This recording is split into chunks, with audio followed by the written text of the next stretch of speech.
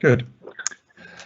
Good evening and welcome to this Planning Major Application Subcommittee. My name is Councillor Robert Rigby and I will be chairing tonight's meeting. I would like to introduce members and would ask members to then turn off their video once you've been introduced and then revert to audio only for the remainder of the meeting. And before I do that, could I ask everyone who is on this call to mute, please, apart from the members? Thank you. Councillor Jim Glenn. I would like to introduce members and would ask members. Good evening, Chair. I confirm that I'm Councillor Jim Glenn and I'm in attendance at this meeting tonight. Thank you. Welcome. Councillor James Spencer.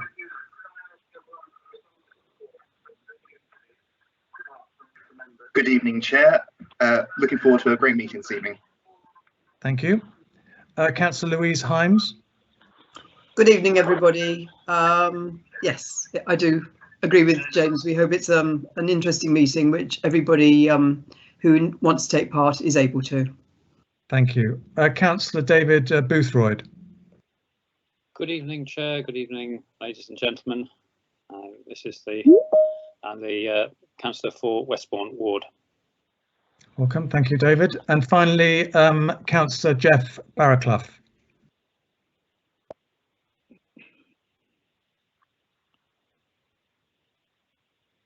Councillor Barraclough. Apologies, I was on mute. Won't be the last time that happens today. Yes, Jeff Barraclough here from Maida Vale. You're welcome. Thank you. Thank you, members. And the officers I'd like to introduce. The presiding officer is Steve Brandon. The other presiding officers will be Vincent Nally and Amanda Coulson. And the presenting officers for tonight for Central is Mike Walton. For the South is Julia Ashgar and Aurora Manchu. And then for the North, we have Sarah Whitnell. The design officer is Tom Burke. The committee officer is Tristan Fieldsent. And the solicitor to the council is Chris Todman. Following government advice to the public to avoid all but essential travel and to practice social distancing, this will be a virtual committee meeting. Members of the public and press are welcome to follow the meeting remotely and listen to discussions. The committee members and officers are all participating in this evening's meeting from remote locations, as are the two presiding officers. This meeting, as is the council's normal practice, will be live streamed and recorded. I just wanted to note that there are no membership changes to the committee as publicised. As there is always the possibility that I may lose connection temporarily during the broadcast, I would like to nominate Councillor Jim Glenn to be appointed as the substitute chair. Members, please confirm whether this nomination is seconded. Happy to second, Chair. Thank you, Councillor Spencer. I would like to explain that the committee members are provided a week before the meeting with a full set of papers, including a detailed officer's report on each application, together with bundles of every single letter or email received in respect of every application, including all letters and emails containing objections or giving support, and that we all read through everything in detail prior to the meeting.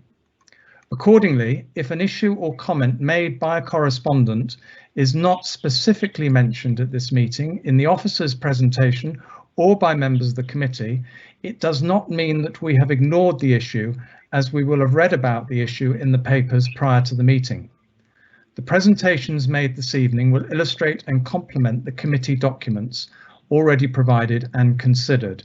It is those documents, together with cited amendments to the reports, that the committee members will be making the decision on. I would like to now ask each member if they have any declarations of interest. Councillor Jim Glenn. Thank you, Chair. I should declare that in respect of item 3, the Wilton Road scheme, I'm a Pimlico resident and know personally several of the objectors. However, I've not discussed this application with them or expressed an opinion, and I approach it with an open mind. Thank you. Councillor James Spencer.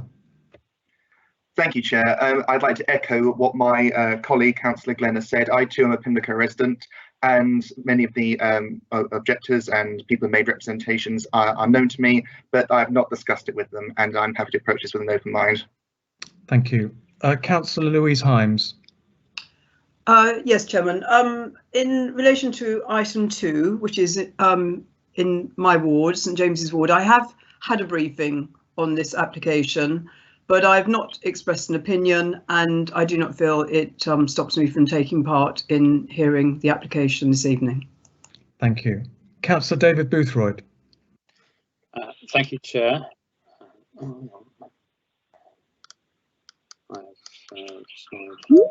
Right, I am Head of Research and Cephology for Thorncliffe, whose clients are companies applying for planning permission from various local authorities. No current schemes are in Westminster, and if there were, I would be precluded from working on them under the company's code of conduct. Some Thorncliffe clients have also engaged planning consultants who are separately representing the applicants tonight. That's Gerald Eve on items 1 and 2 and Montague Evans on item 3. However, I do not deal directly with clients or other members of project teams, and planning consultants are not themselves clients. On item 4, I met some of the applicants when they visited my surgery in December last year. Thank you. And finally, Councillor Geoffrey Barraclough. Nothing to declare, Chair. Thank you. I would like to declare something, if I may. The first is that regarding application number 1 and application number 2, I did have a pre-application meeting with the developer as well as officers, but I made no representation in terms of an opinion. And then in terms of sorry, Chair, can I? Are those minuted? Those meetings, were they in our packs? Pardon me? Were those minuted and in our packs? The which ones? The meetings you had with the developers. Well, the pre-application meetings. Yes. No, I don't believe they were, but it's quite common for the Chair of Planning to have a pre-application meeting. I had that together with the relevant cabinet member, but also officers, as you are well aware, need to be present, and they were present. But I believe those minutes ought to be in our packs, the minutes of those meetings. That's our new policy, I think. Well, we can certainly look into that and ensure that they are going forward. Thank you. And then in regarding application number 2, I just wanted to note that there's been a representation written by J.P. Floru. This is a non-prejudicial. He is a former councillor of the majority party, but I have had no correspondence with him directly, but I just wanted to flag that up, if I may. Can I ask the officers whether they have any declarations of interest through Steve Brandon? Yeah. Thank you, Chairman. I can confirm that I've spoken to my fellow officers, and none of us have any representations or declarations to make this evening. Thank you. Thank you. I'd like to now seek, if I may, agreement from members for the meeting of the previous Planning Major Applications Subcommittee, which was held on Tuesday, the 15th of September, as a correct record. Are members satisfied? Yes, agreed. Yes. Thank you very much. Excellent. If you are making a deputation this evening, I would remind you that deputations should relate to material planning issues. There should be no new issues beyond those raised in the written submissions already made in respect of the planning application. The time allocation for deputations is 3 minutes in total for all members of the public. Those speaking tonight will have already read the Council's GDPR notice, but just as a reminder that this meeting will be recorded and no reference to or disclosure of personal data should be made to any third party which could identify an individual without that individual's express consent. I may intervene to terminate the presentation if I consider that there has been a personal data breach. We cannot accept any further papers or photographs during the presentations. I will invite registered speakers to make representations. At this point, the speaker should unmute their microphone and proceed to make their verbal representations to the subcommittee. The committee officer will indicate when the speaker has 30 seconds remaining. Once the speaker's allocated time has expired, their microphone will be muted and no further representations can be made. Those speaking in support of the application will be heard first, followed by those speaking against the application. Local recognised or semi-recognised amenity society will be asked to speak next, followed by the local neighbourhood forum, and interested local ward councillors or member of parliament will be heard last. I should mention that our committee officer will be monitoring the registered speakers in the meeting to ensure that all speakers remain on the Teams live broadcast. For those parties joining by laptop, if you lose connection, then please exit the Teams program, reopen it and rejoin the Teams meeting. If you are joining by telephone, please hang up, redial and re-enter the conference ID. If you are unable to re-enter the meeting, the legal officer will read out your submission provided before the meeting in writing to the subcommittee. After all the speakers have finished speaking and officers have responded to any new issues raised, members will debate the application before a vote is taken, and I shall declare the decision of the committee. During the debate, officers may respond to questions from members or present further views in response to issues raised. All speakers are welcome to exit the meeting once the application has been considered. In the event of disorderly conduct affecting the proper proceedings of the meeting, I will instruct for the speaker to be removed from the remote meeting. I confirm that the following speakers are participating in the meeting tonight and we will be making deputations as follows. For item number 1, which is Lansdowne House, we have 2 supporters, David Ainsworth and Simon Alfort. For item number 2, which is 90 Longacre, we have a supporter, Liam Bond. For item number 3, which is 52 to 73 Wilton Road, we have 2 supporters, Peter Boville, and Matt White, and we have 2 objectors, Anthony Smith and David Kirkpatrick. We also have a deputation from a ward councillor, that's Councillor Jackie Wilkinson. And finally, for item number 4, the colonnades, we have 2 supporters, Julia Osho and Dr. Julian Ong. And then we have an objector, Professor Nicholas Constantidis. Thank you.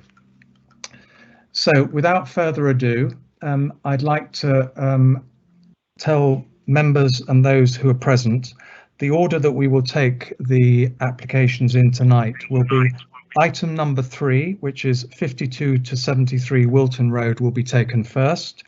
We will then follow that with item number 1, Lansdowne House, followed that with number 2, which is 90 Longacre, and the last application which we will debate will be item number 4, the colonnades.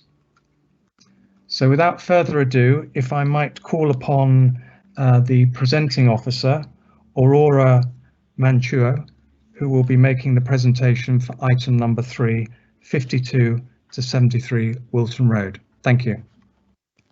Thank you, Chairman. Aurore Monceau for Source Area Planning Team. I'm presenting item 3, the redevelopment at 5273 Wilton Road. As a matter of housekeeping, I would like to confirm that as a late representation, you've received an email from Councillor Mark Shearer, who reiterates his concern as a resident, and a comment from the science team officer who raised no objection to the scheme. Yes, we did receive that, and also I can see your presentation on the screen. Thank you. So 5273 Wilton Road is a site which comprises 7 unlisted buildings on the eastern side of Wilton Road, and to the north, the site faces Gillingham Row. The site is within the Pimlico CAS and is being identified as being part of the CAS frontages. I will show you some photographs of the site to show the variety, the architectural variety with 19th and early 20th building and 2 post-war infill building. In that first image, you can see number 52 to number 55 Wilton Road. This is number 56 to 62 Wilton Road. On that image, it's number 63. Then you can see number 64, 65. And finally, behind those trees, it's number 63, 73 Wilton Road. So there is a mix in terms of height because you've got 2-story to 2 to 4 stories building. And as you could notice, where you've got the post-in-war building, they are set back from the main building line. There is also a variety of views. At ground floor, you've got retail, restaurant, a spa and nail salon, a Chinese medical treatment unit. And on the upper floor, you've got mainly office uses. But at number 52, you've got a restaurant. Number 63 is a dental surgery, and number 64 to 65 for residential units. On this next aerial view, you can see the rear of the site here with the windows and the different position of the building.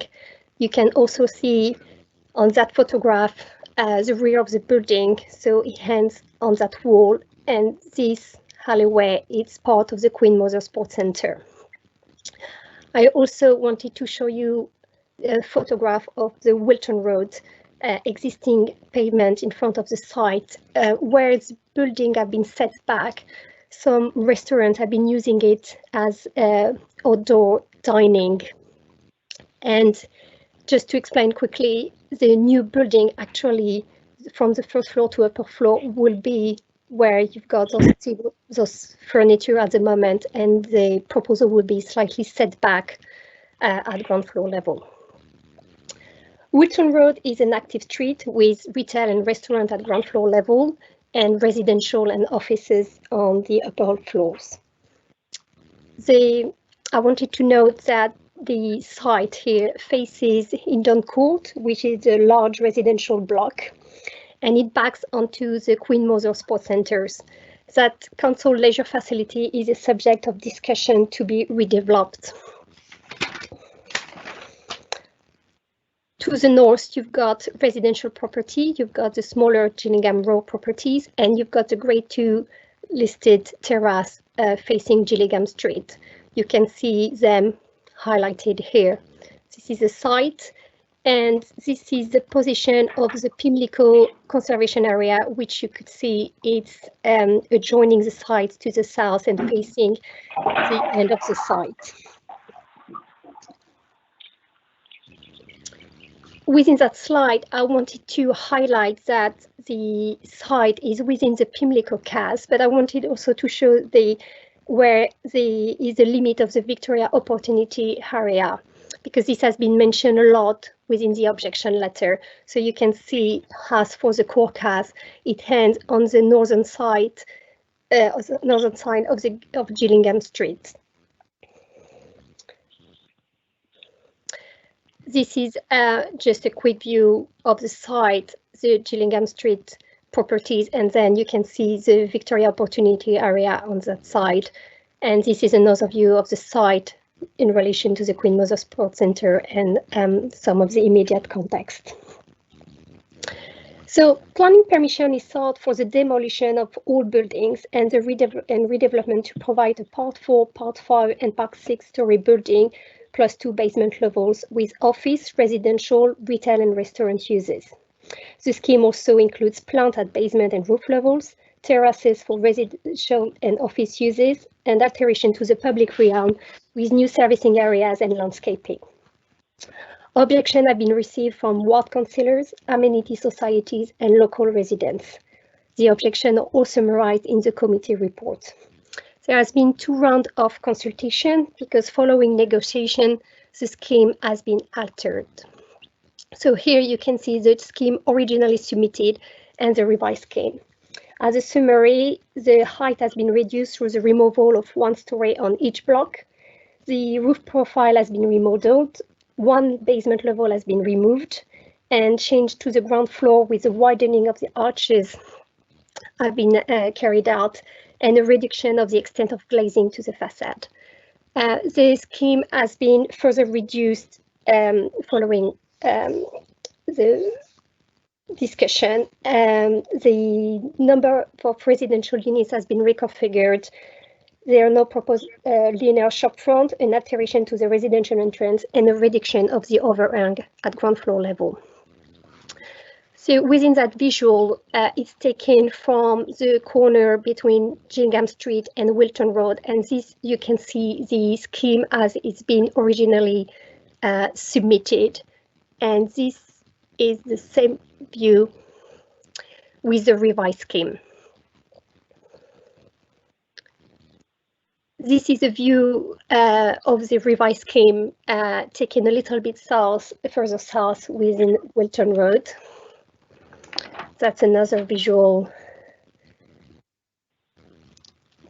So as you could see, the scheme comprises 4 linked buildings ranging from 4 to 6 stories above 2 levels of basement.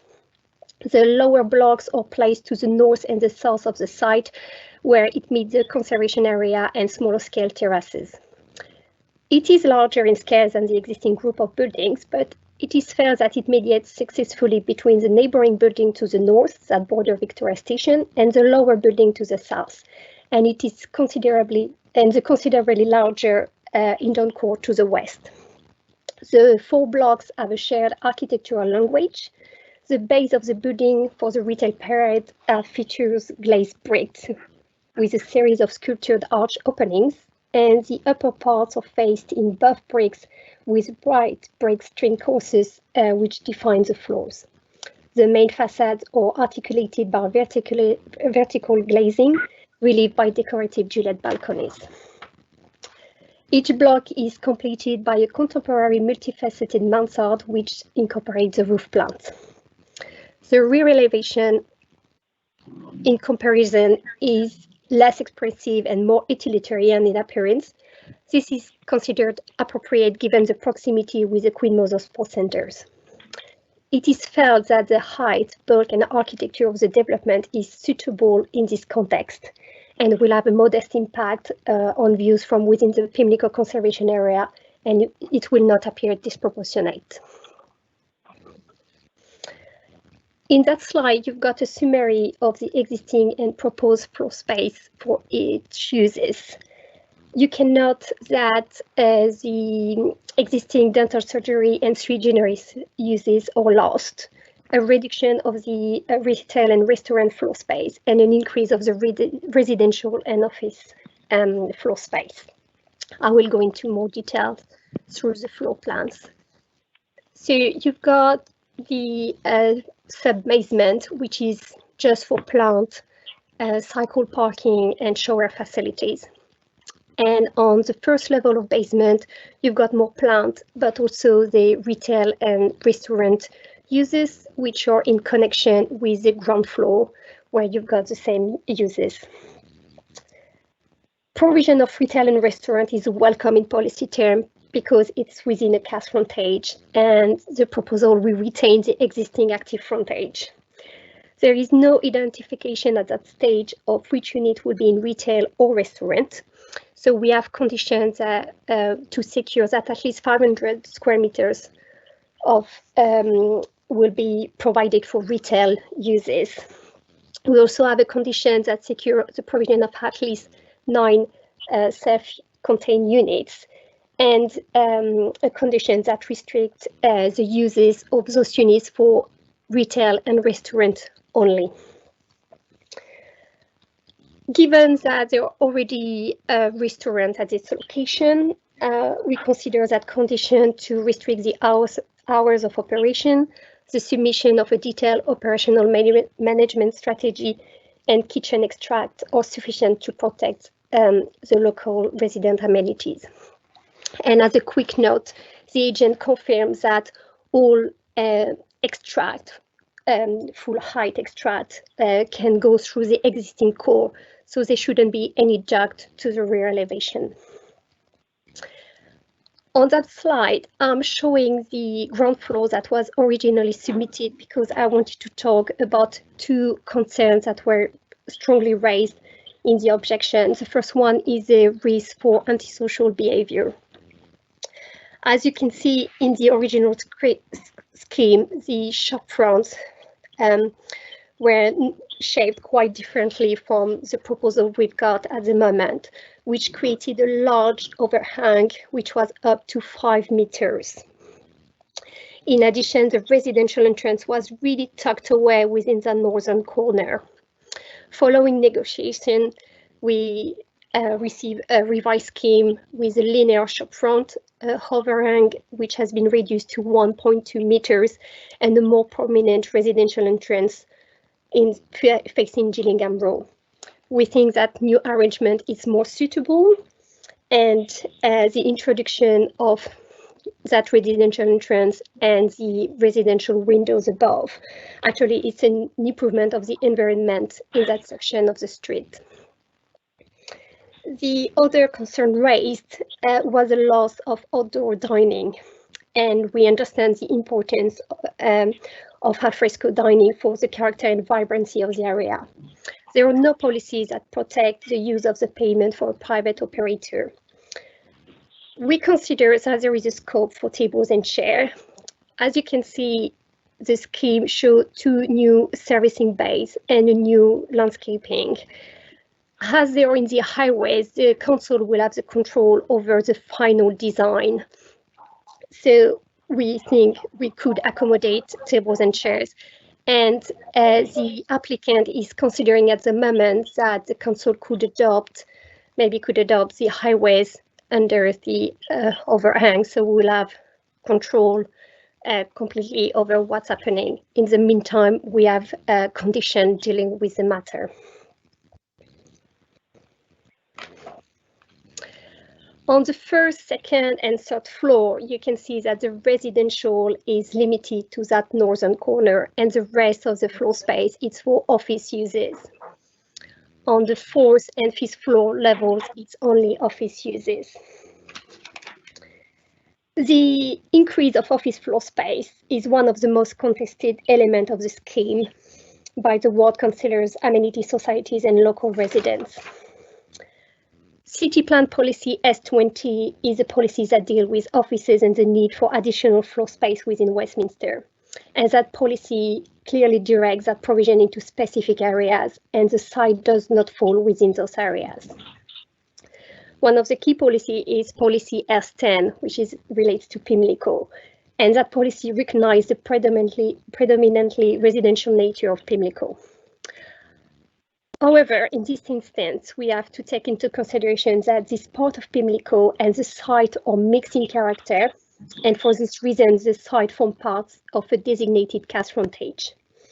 The existing office floor space within the site represents 37% of the total floor space. In comparison, the residential only 5%. The scheme is not about the introduction of a new commercial use, but seeks to increase the amount of office floor space. It is recognized it's a large increase, which will represent 40% of the total of the new floor space, 55% if we do not take into consideration the ancillary space.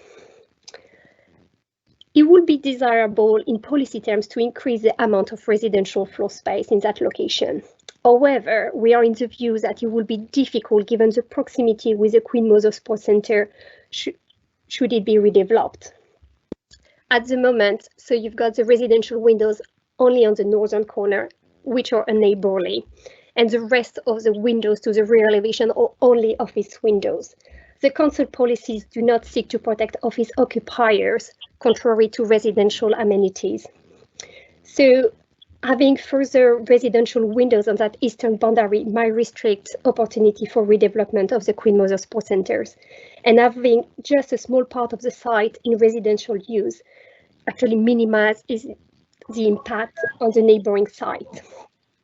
I wanted also to point out that because the site is not within the core CAS or the Victoria Opportunity Area, policy S1, which is a mix of use policy, is not triggered, so there is no requirement to provide residential floor space in relation to the office floor space increase. I'm going to go quickly to present the new residential uses. So on the first and second floor, you've got two bedroom flats, and on the third floor, a 3-bedroom flat. The increase in residential floor space is a welcoming policy, and all flats benefit from at least dual aspect and external space, and they meet the London space minimum standards. It is also felt that appropriate conditions will protect the future occupiers from internal and external noises.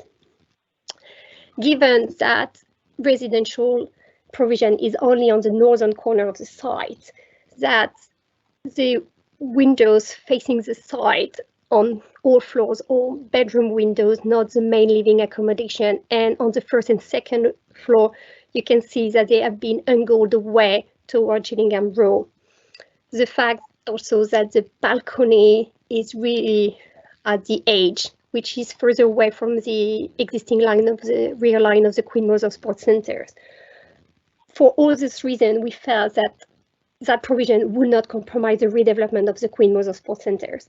However, the applicant has been advised that they are considered unneighbourly and they would not be strongly protected in case of redevelopment.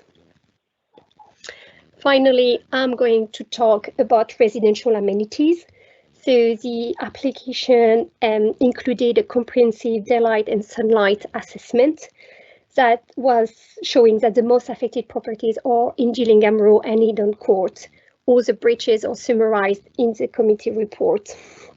So this is a view of Gillingham Row looking towards Wilton Road. You can see the site about there.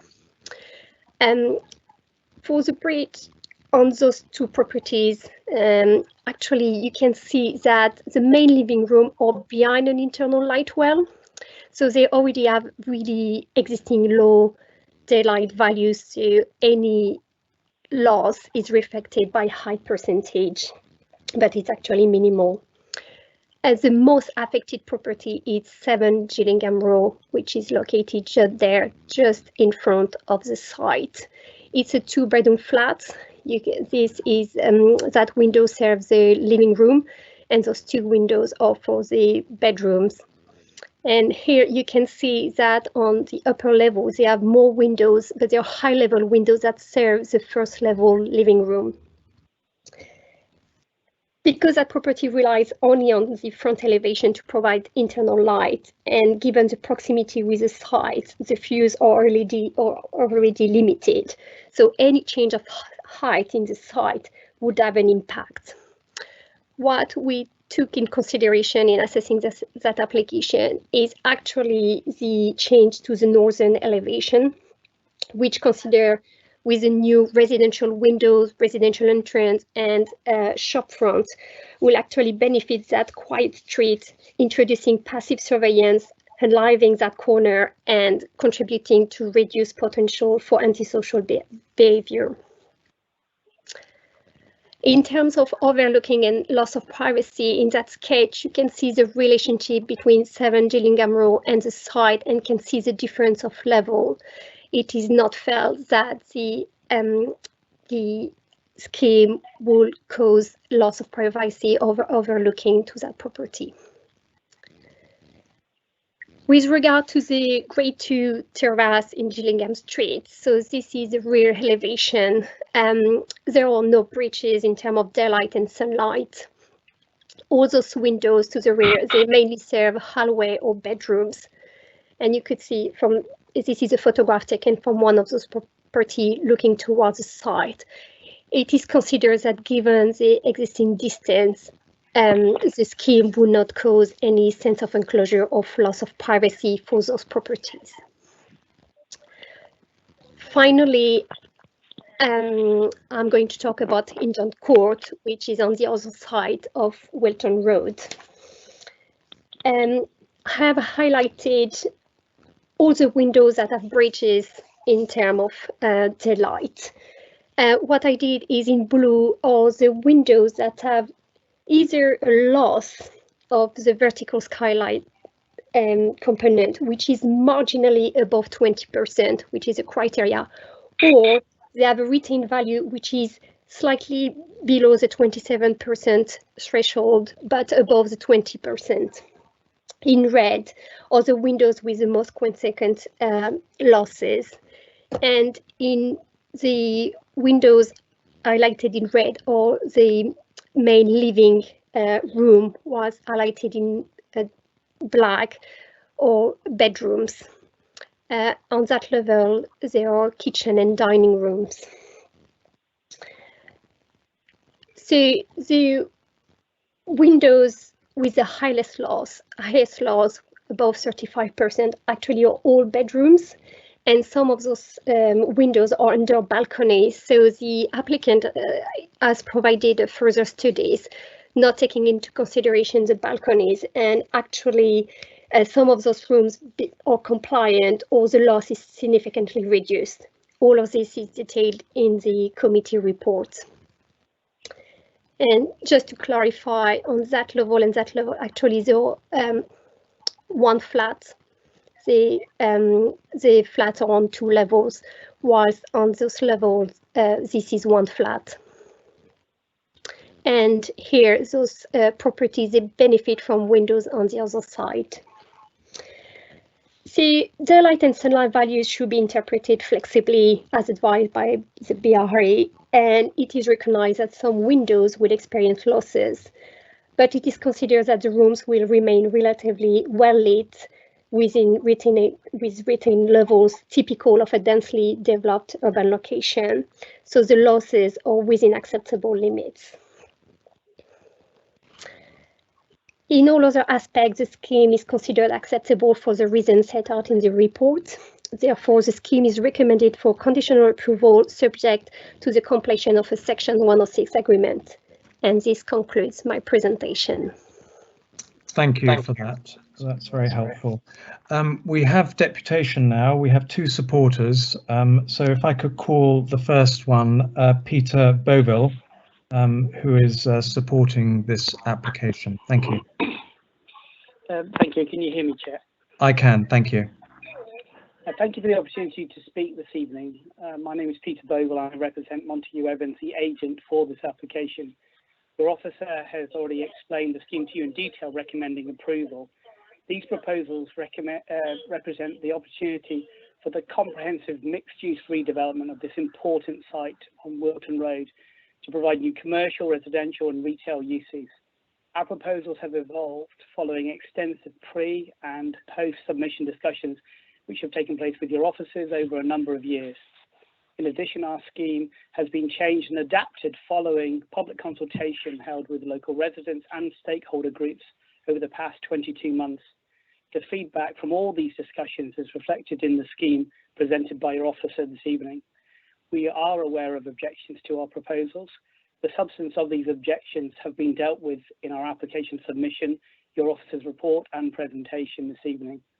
With regard to the scale, bulk and mass, our proposals have been reduced in height following public consultation and again post-submission of our original application, such that they would now be a maximum of 6 stories, whereas the part of Hindon Court facing us on the opposite side of Wilton Road already extends to 9 or 10 stories. Our scheme would therefore moderate the relationship between Hindon Court and the conservation area adjacent to us and the terrace buildings behind. Our scheme has also been amended to address Metropolitan Police comments over antisocial behaviour by bringing forward the ground floor shopfront units. Those units will provide flexible commercial floor space for retail, cafe and restaurant uses to complement Pimlico's existing functions. Our scheme has been robustly assessed by your officers with regard to daylight and sunlight impact, as has been explained, and have been confirmed to be consistent with the relevant policies in your city plan.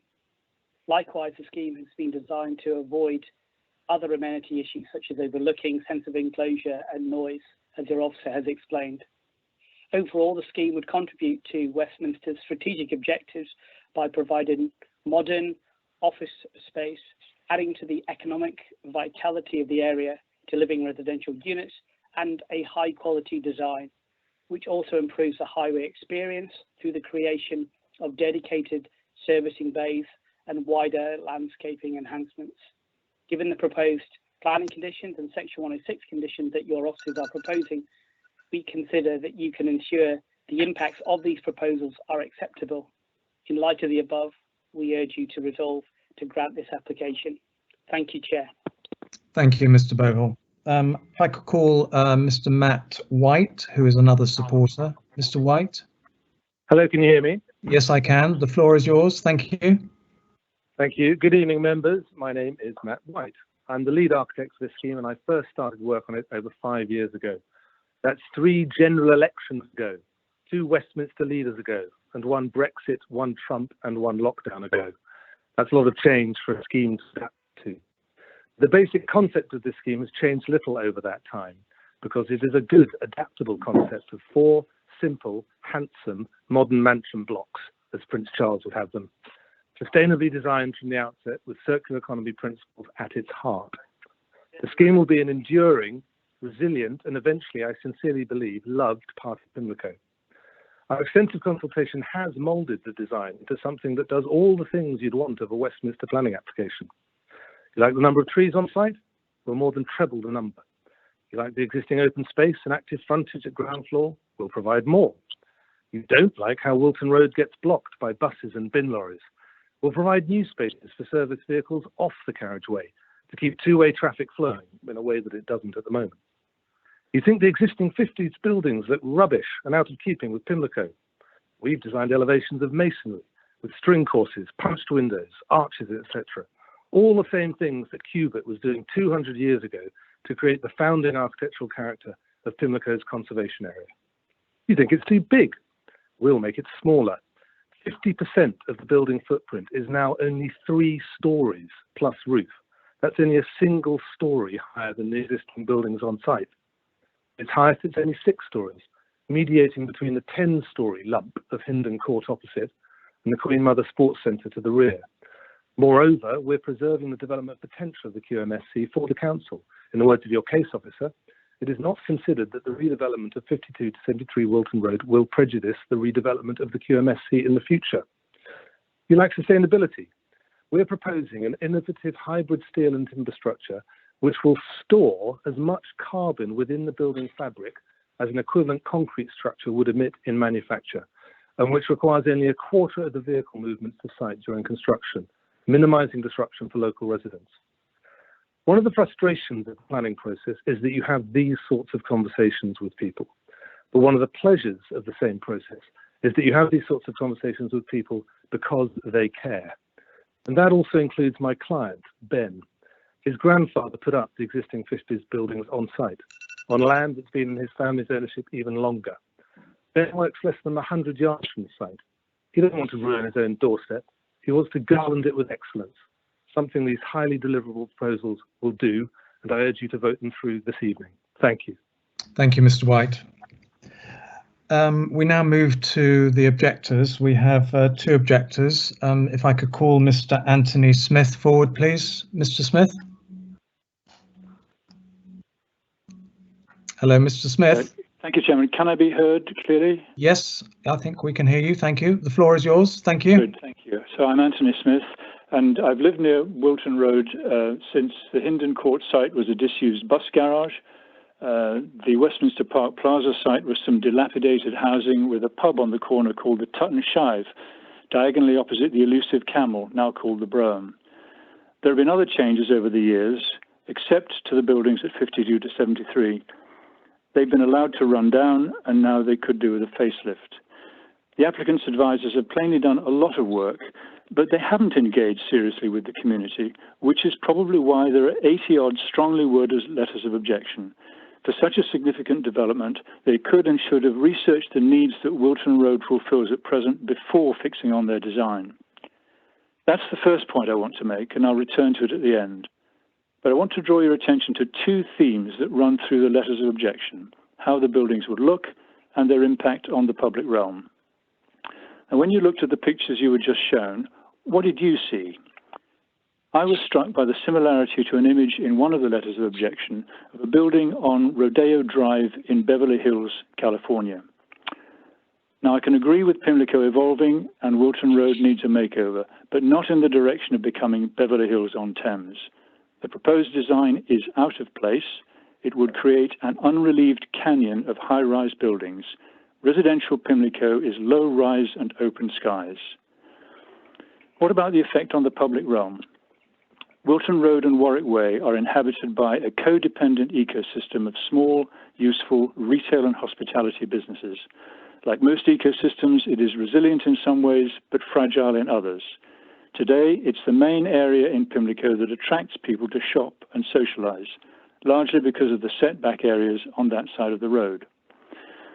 As well as providing open space for eating out al fresco, the setback areas relieve the mass of Hindon Court opposite and bring light and air onto the street. Building over them with up to 6 stories of office block and a canopy looming over Wilton Road would destroy the appeal that this area has today. Now, I understand that a development has to create economic value, and scale is part of that, but it doesn't have to be at the expense of appearance, social value, and public open space. You cannot factor these into a spreadsheet. You have to care about them and consult about them. So I object to this proposal, as do Ezra, Frida, and our councillors.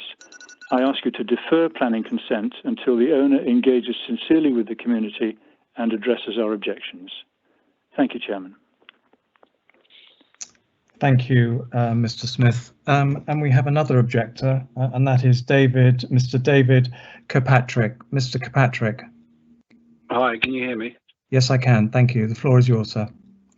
Yeah, the planned development, I mean, I'm echoing a lot of what the last speaker said, but I mean, it would change Wilton Road from a light open street into a narrow, dark street. And the size of its development is being justified because of Hindon Court opposite it. But the combined effect of both of these structures will erode what is an urban village feel and turn it into another city soulless street. My serious concerns on the specifics of the design still incorporate an overhang on the first floor. And if you look around the Victoria area, rough sleeping is a huge problem, getting worse every day. This will undoubtedly create an area where rough sleepers will congregate each evening. On pointing this out, the initial developers responded by saying they would add planters and segregate off each retail unit. This would be even worse because it gives the rough sleepers privacy and windbreaks and more than likely somewhere to relieve themselves. All around Victoria, every overhanging space is being boarded off by private retail to deter rough sleeping. If you take a 3-minute walk from the development, you'll find examples of this. The House of Fraser store is boarding up areas around Howick Place. The McDonald's on Victoria Street that are overhanging, again, to deter rough sleeping. The Pret-a-Manger on Vauxhall Bridge Road is also boarding off overhanging areas. There are 2 fire escape doorways directly opposite the development next to Sainsbury's that are less than the 1 metre overhang that they are talking about for this development, and both of those are regularly used by homeless people as a tiny doorway. Any overhang now is being used by homeless to sleep in this area. I also want to object to the removal of the controlled out of hours parking single yellow lines and adding in loading bays. Of an evening, this street is used by many people to visit restaurants, and those streets, the street has a lot of parking on there. They're proposing to get rid of all of that and put in a couple of loading bays where people will not be able to park. This will also be detrimental to the restaurant trade and to the shops. I don't believe that they've engaged with the community, as the previous speaker said, and that's why I object. That's my speech. Thanks. Thank you very much, Mr. Kirkpatrick. And finally, we have one of the ward councillors, Councillor Jackie Wilkinson. Good evening. Thank you, Jackie. The floor is yours. Thank you. The location for this development is a large site in the heart of Pimlico, and the result of which will have a major impact on the area for years to come. As Warwick Ward councillors, we do not object in principle to developing Wilton Road, but this has to promote the look and feel of Pimlico. It's clear from the immense number of objections, both to this and previous versions of the plan, the residents feel very strongly about what is proposed. The current iteration is an improvement on previous versions, but there are still major issues with it. The impact on the Pimlico community conservation area, failure to have a meaningful public consultation, and impact upon the Queen Mother Centre. Impact on the Pimlico conservation area. Pimlico has been besieged in recent years with imposing developments to the north in Victoria and south in Nine Elms. These have severely impacted on the streetscape and area. And there is no escaping from the overpowering development of all around us. A couple of examples of where this application falls short in looking at the streetscape and architecture of Pimlico. The reference in the application to the Victoria Opportunity Area is misleading, as the site does not lie within the VOA, the boundary of which is Gillingham Street. There is no transitional area, and the difference between Victoria and Pimlico at this location is stark. High rises on one side and Victorian townhouses on the other. Although 52 to 73 Wilton Road is not within the conservation area, it's surrounded by streets that are. So the impact of any development will have a visual and amenity impact on the conservation area. I agree that there have been real problems with having a proper and meaningful consultation with local residents. The ward councillors have had 3 meetings with the developer dating back to January 2017, and they have failed on each occasion to take into account the views of councillors on what would be appropriate or welcome to residents. Where there has been engagement with residents, it's been poor and time limited, which has happened very much after the fact. And of course, there is still the problem. There is no affordable housing in this development, which is a serious issue for local residents. And finally, the Queen Mother Centre, very much a much loved facility. So whatever happens with this development, it is critical that the proposed scheme does not impede the council's ability to develop this site. So in view of the size and location, this provides a great opportunity for Pimlico, but regrettably, this application fails to achieve this. Thank you. Thank you, Councillor Wilkinson. And I'd like to thank those who made deputation tonight. That's helpful. Well, we've heard a lot about the design, so I think it's very much appropriate that I call the design officer, Mr. Tom Burke, forward to give his professional view on what we're being presented to tonight, as I say, with a particular lens through the design. Good afternoon, Chairman.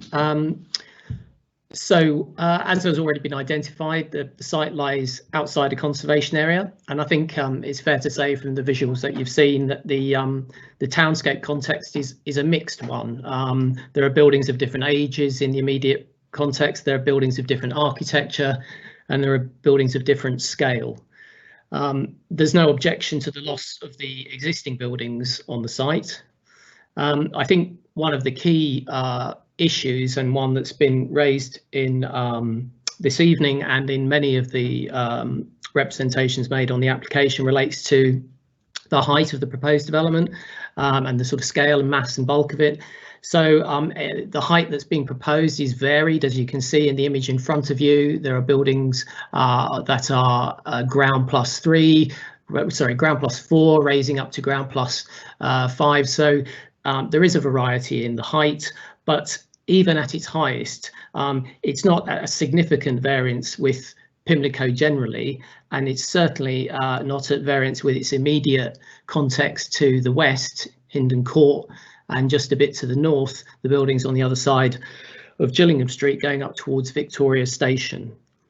In terms of the architecture, I think it's fairly evident from some of the visuals that the building has a very clearly expressed base, middle and top. The choice of materials, I think, are complementary to the surrounding townscape. The primary material will be a yellow stock brick, of which there is a lot in the immediate environment. The contemporary version of a pitched mansard roof form has the benefit of incorporating the plant into the envelope of the building, which is something that we do encourage rather than seeing a sort of louvered box on the top. I mean, having looked at the previous scheme, or rather the originally submitted scheme, I can see why as initially submitted, it received a number of criticisms, and I think it's a testament to the nature of the objections that were raised, to the work of the officers, and in fairness to the applicants, that the changes have been, I think, very meaningful, and I think they've addressed a number of the concerns. And for that reason, I think from our perspective, the proposal is acceptable in design terms. Happy to take more questions. Yes. To take more questions, of course. Thank you, Mr. Burke. Well, I'll start off and then I'll open it up, obviously, to members. Just quickly on the materials, if I may, Mr. Burke. You say that it's yellow stock brick, but in the papers we've read and the representation, there is play from a large number of objectors on the materials being used and comments about the fact that it's a white brick. And sorry, could people mute if that's possible? That's great. Comments about it being a white brick, but you're saying it's a yellow stock brick. So I'd like clarification on that. Also, there's reference to the green tiles being completely out of keeping with the area. Again, a quick comment on that, if I may. Yep, sure. So it is a yellow stock brick that's being proposed, which is similar. It's very ubiquitous, really, in Pimlico. But built, streets like Gillingham Street, which has got the listed buildings on it, streets like Longmore Street and Wilton Road itself have got a number of Victorian buildings which have very similar kind of brick. The references to white brick are to the originally submitted scheme. So as originally submitted, it was a white brick, and that is one of the alterations that's been made during the course of the submission of the application. So a number of people objected on that front, and we went back to the applicants, they listened to the objections, and so they changed it to a material which I think is more complementary to the area. In terms of the glazed brick on the ground floor, I mean, obviously that one is it's an architectural distinction to the building, which makes it, I suppose, of interest. It is going to be used as an opportunity to explore some kind of artistic design within the brickwork itself. And then if you think about Victorian buildings, you do get them where you have a glazed base. Pubs are very commonplace, but also a lot of other shops like butchers. There's a retained butchers on Tatchbrook Street, which well, it's probably on Vauxhall Bridge Road actually, but the Tatchbrook Triangle is an example of an old Victorian building with glazed brickwork on the ground floor of the shop fronts. So it is characterful of buildings from that period. So I think in that respect, it has taken its cue from the local context. Okay, thank you for that. Can I just ask the presenting officer, one of the objectors made quite a play on the antisocial behaviour aspect, in particular reference to the overhang. Could you give us clarification? Will there be overhang? And in your mind, do you think it will create the antisocial behaviour that is being presented to us by one of the objectors? So yes, there is an overhang at ground floor level. Actually, I think I've got yes, a section here that's showing the overhang. So it's about 1.2 meters, but you have to take into consideration that actually that height is quite higher than what you would see usually. It's up to 5 meters. So actually underneath the overhang, it's 4.2 meters height. We are in the, so yes, there is still a overhang, but given it's quite limited, the height and the fact you will have an active frontage, we think this is an appropriate arrangement, and the Metropolitan Police requested a secure by design conditions that is attached to the decision, which is a lot of, dealing with external lighting and everything. So the fact that you've got you will have passive surveillance, a high arch, we think it's acceptable. Mm-hmm. Thank you for that. And the final question I have before I move it on, if I may, is just around residential amenity with particular reference to daylight and Hindon Court. it's sometimes quite difficult for us and members to get precise nature of what is acceptable and what's not. And I only refer to that in that in the papers it refers to 3 rooms on the 2nd floor, which will lose daylight between 40.4 and 49.1%.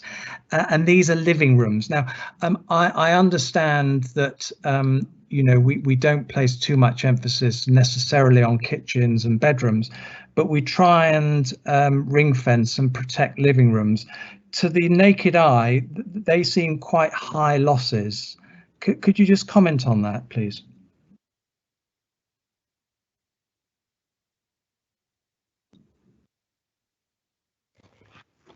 Yes.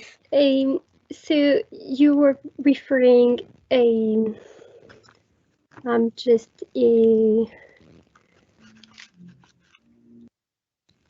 which, just to be clear, which window? Yes, on the 1st and 2nd floor. It's to say yes.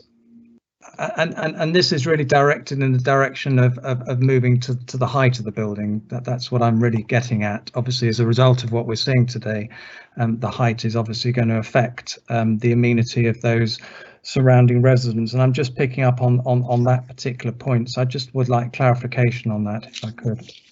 Yes. Most of the, yes, we look at 2 things, actually. We look at the percentage of loss, but we look as well at the retaining VSC values. And if you look into the details, most of the windows, actually, even the living room windows, they retain, so the threshold is being under 27. And most of them are between 20 to 27, which in dense urban environment, it's quite typical, those kind of values. Even like, I would say 15, 16, it's something that we still consider acceptable. And we also look at the north skyline, and I think those windows, actually, they have no skyline losses. Those particular windows? Yes, I'm just in the living room. So you're referring to the one with a loss of 30%. Actually, no, they've got losses, those one, but like, for example, one has still a value of almost 24%.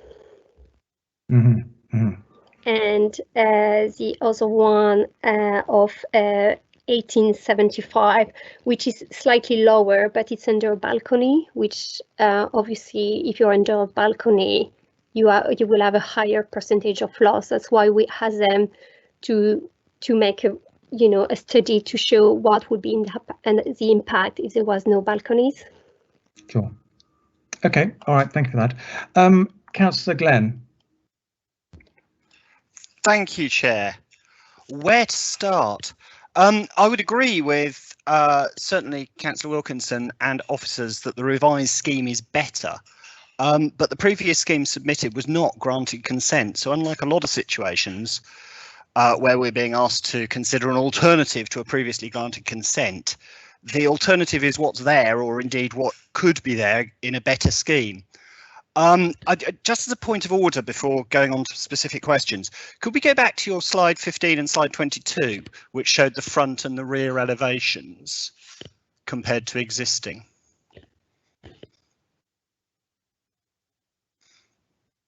Oh, you just went past one, I think. Yes, that one. Oh, no, back to the compared to the existing. Yes, that one. So they're not to the same scale, are they? So the drawing at the bottom, the extent of the building would be the extent of the building of the top. So were the bottom one scaled up to be full width, as shown in the front elevation, it would give a much better impression of the massing and of the increase in height. And that was the front and the rear, I think, were shown like that, which is, I think, a bit misleading to us as a committee. The other thing I'd do is, can we go to slide 25, which shows the site?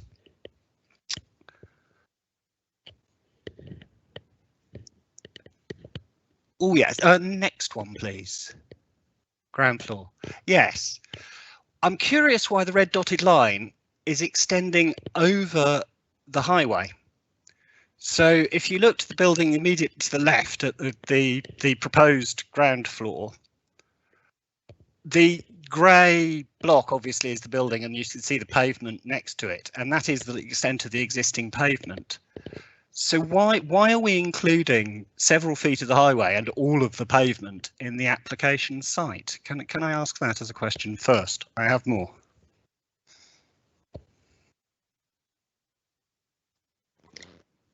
Yes, they are showing the highways within their application site because obviously as part of the scheme, they are proposing a change to the public realm, which includes the new landscaping and the new servicing. That's why it's shown within the red line. But that red line at the moment, so the pavement and the red line is Westminster Council land, not the applicant's land. Is that correct? It's correct. Thank you. Right, moving on. Also, could I seek clarification? There's reference to a transitional area to the Victoria Opportunity area. Does that exist? And if so, how is it defined? It does not exist. I think it was,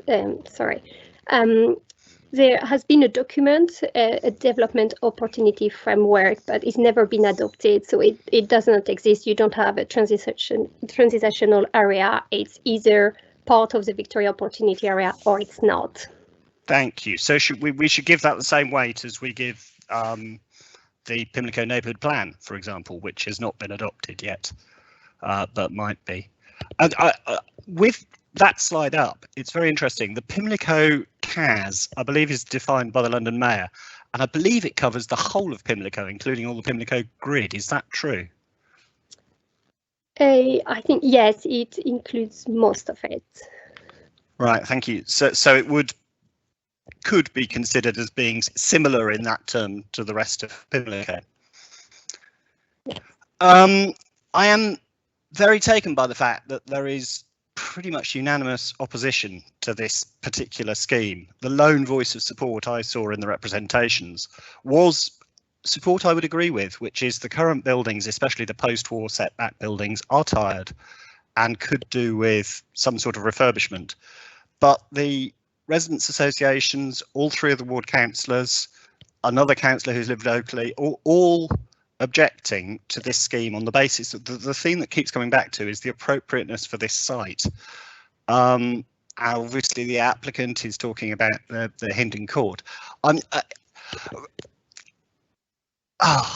in terms of questions, what about the relationship with any potential development of the Queen Mother site? The fact that the current buildings, the windows are set back from the boundary. On the ground floor, there is a pretty much blank wall with very small windows in it, but the wall windows above are set back.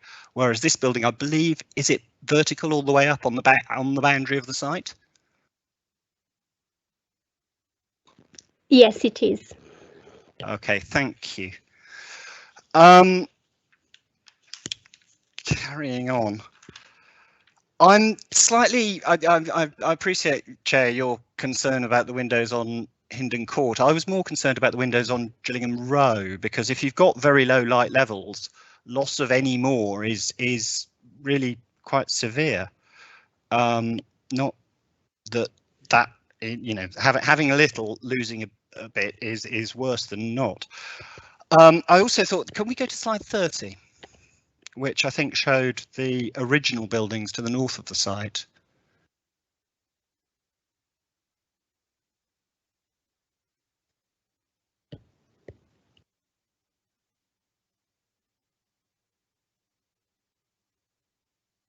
Actually, to be honest, most of those going through.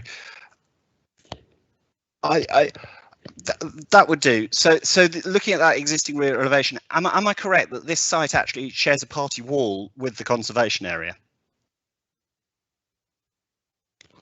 Yes, to the south, the last property. To the south. Point, Thank you. yes. I'm guessing that my scepticism might be showing through, but I will await my colleagues' comments on this proposed development. Thank you. Thank you, Councillor Glenn. Councillor Hymes.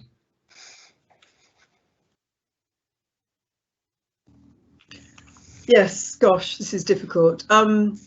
I think what I wrote down on my piece of paper in block capitals was consultation, consultation, consultation. I do feel that this has gone awry somehow with this application. I think everyone's agreed that there is definitely room to improve this area. I mean, I know the street quite well.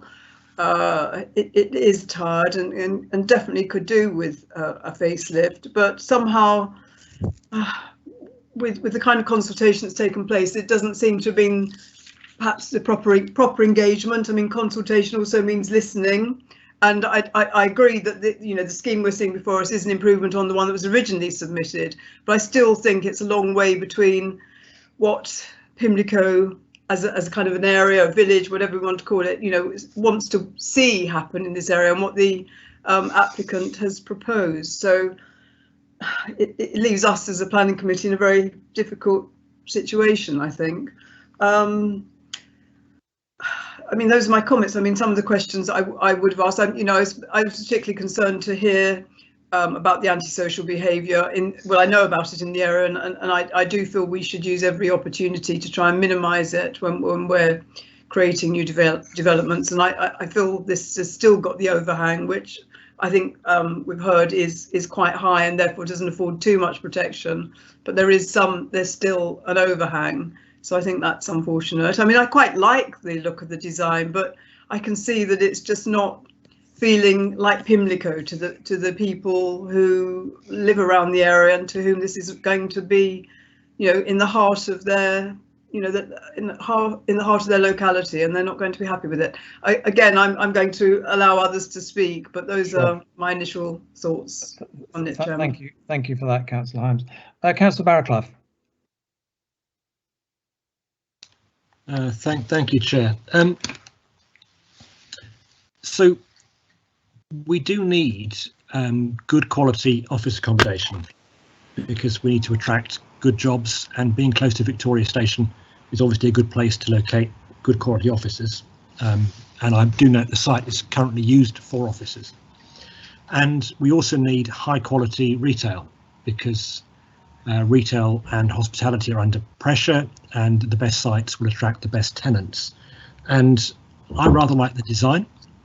I think it does reflect the very mixed environment, as the design officer said, but it's clearly a high quality building. It's been thought through, and I think it does step down nicely from the CAS to Pimlico proper. And this part of Wilton Road doesn't, I think, have a particularly special feel about it, with Hindon Court opposite and these rather scuzzy old buildings that we're thinking about demolishing here.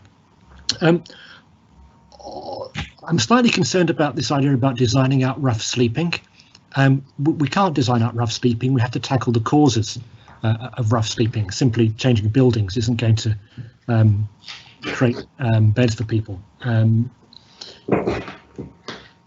The sunlight and daylight, like Councillor Glenn, more concerned about Gillingham Road, but we are talking, I think, only about 1 or 2 windows, and you've got to lay that against the benefit this building will bring.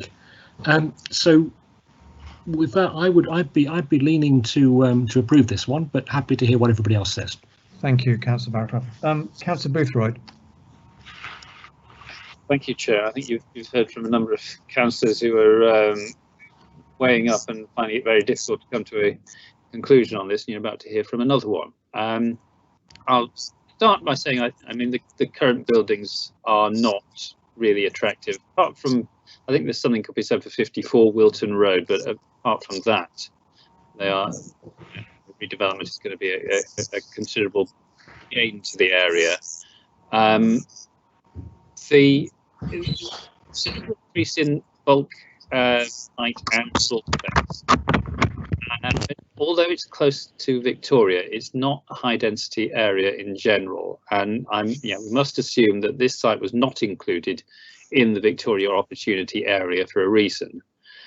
That being said, I don't think this is completely out of proportion. It is much higher than, much bulkier than existing, but not completely out of proportion. I do see the rather large roof structure as being an attempt to hide the bulk, which I think it does do quite effectively. A number of people in the representations did make the point about having not agreed to the Hindon Court Sainsbury's development, and that it was agreed on appeal. That's not particularly relevant. I have to say it does possibly. I mean, I used to live in this area until about 20 years ago, and so I remember the old bus garage that was on that site. And it's sort of that's what I always think about when I think of Wilton Road. The main issue for me really is the policy issue on S10, that it is an office development when S10 would guide us towards a residential development, and it isn't offices that serve the local community. It has a small residential element, which is basically to replace that which is going to be lost, and also there's a small element that the loss of the dental surgery is against policy, and the justification that we read in the committee report could apply to almost any similar use. So can I just ask as a question, the argument that's put forward for overriding S10 appears to be that it's going to prejudice the possible redevelopment of the Queen Mother Sports Centre. Now, the City Council is itself the owner and potential redeveloper of the sports centre. So we have a considerable stake in doing that. Now, do we have to be careful as a corporate institution not to bend our policies to our own benefit in that sense? Because I did notice that, Councillor Wilkinson did seem to be making the sort of reverse argument, arguing for a residential site, but then saying that we must support the redevelopment of the sports centre, and this is an office development precisely because of the same reason. So, do we have to discount the City Council's financial stake in the area?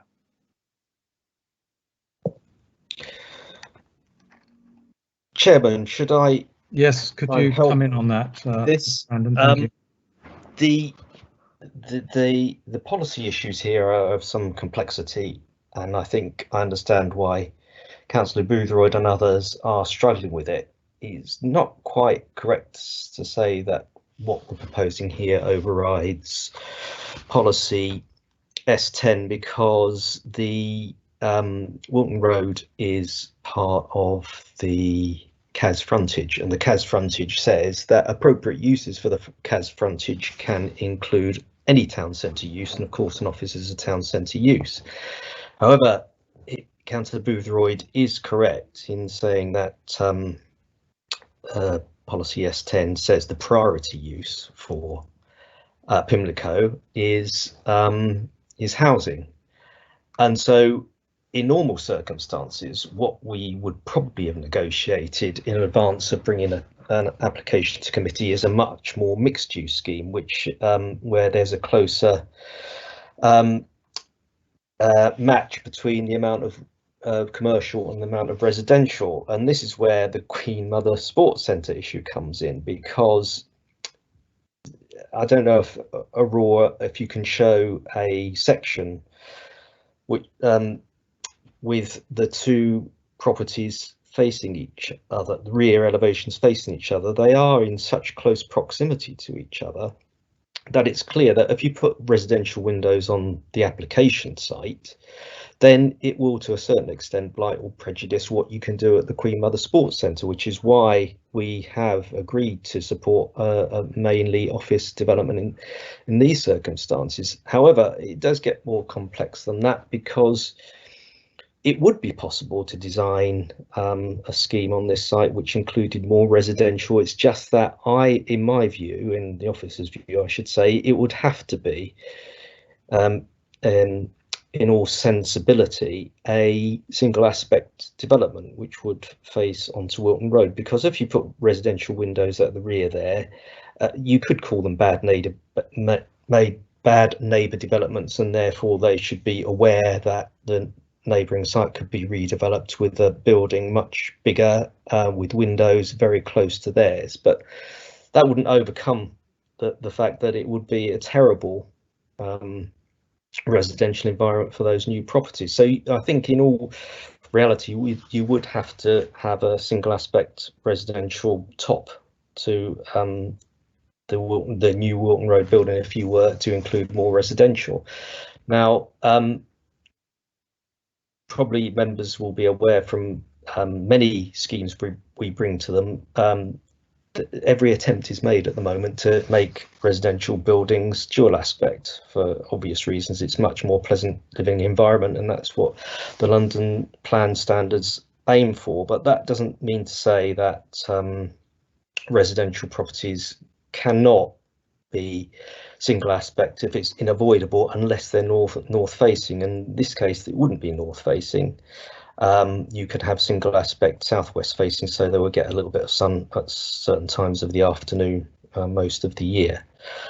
So I'm not sure if that's answering Councillor Boothroyd's question, because there isn't really an answer to it. There's no right or wrong. We've presented to you, for the reasons that we've said in the report, or supported, I should say, a mainly office scheme.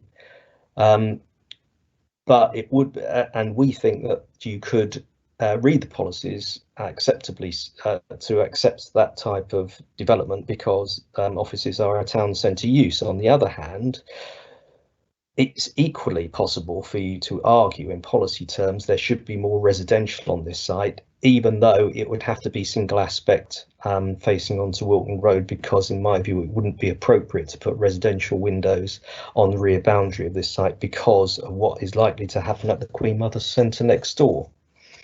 I hope that helps. I think it does help clarify the issues. Yes, and it faces us with a difficult decision, which I think we probably already assessed that we were having. I'll dispose of a few other issues. I think I too was concerned that the materials were going to be white brick, but I'm happy that they're going to be yellow. That seems appropriate, and yes, there's an old, I think it's a butcher's on Vauxhall Bridge Road, which has a nice glazed green brick frontage. I do think it will still read very much like it's a single development. I know it's got 4 different levels, and so it's, I see the idea of creating 4 separate modern mansion blocks, but the uniform design and the uniform materials, I think, means that it will be read as a single development. Not that that's necessarily a reason to refuse it. We haven't really discussed the restaurants. I think it's obviously an appropriate area for restaurants because they are there already, and I accept the flexibility of uses, and that there is a minimum retail amount, which I think is going to mean that they won't predominate. I looked at the light figures carefully, but I came to the conclusion that in this area, that although it was slightly over the guidelines, I did not think it would be enough to come close to justifying a refusal. And I thought that advancing the building line is acceptable, and we don't have a policy against creating overhangs. And I did notice the police did not have an issue with it, didn't raise it when they did look at it, obviously in a fair degree of detail. So yeah, I mean, it comes down to the height and bulk, which, as I say, is greater than existing, but not completely out of proportion. and the use, and I think there could be a case for the use. So at the moment, I am minded to grant that, but it's a very close rather thing, and I would like to hear what other members of the committee think. Thank you, Councillor Boothroyd. And finally, Councillor Spencer. Thank you, Chair. One of the perils of going last is that many of your questions have already been answered. But I was wondering if we could go back to the slide where we look at Wilton Road looking toward Warwick Way, please, with the new proposed design in.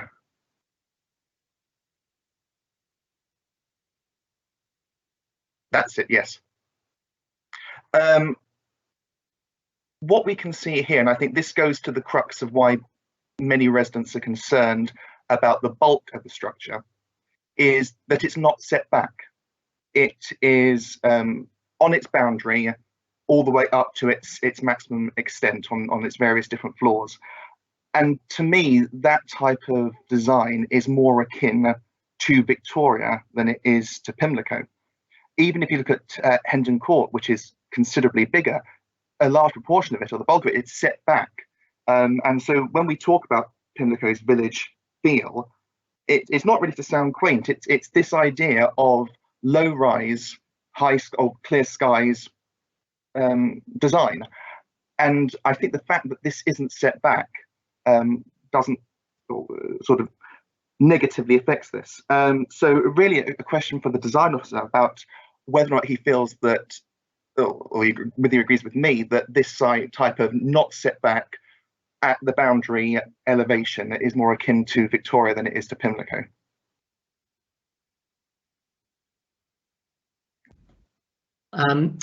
Well, I suppose what I would comment on is that the building line that's being presented there is the historic building line. The building line has always been on that line. When the post-war infills were added, they were set back, but that represents the historic building line.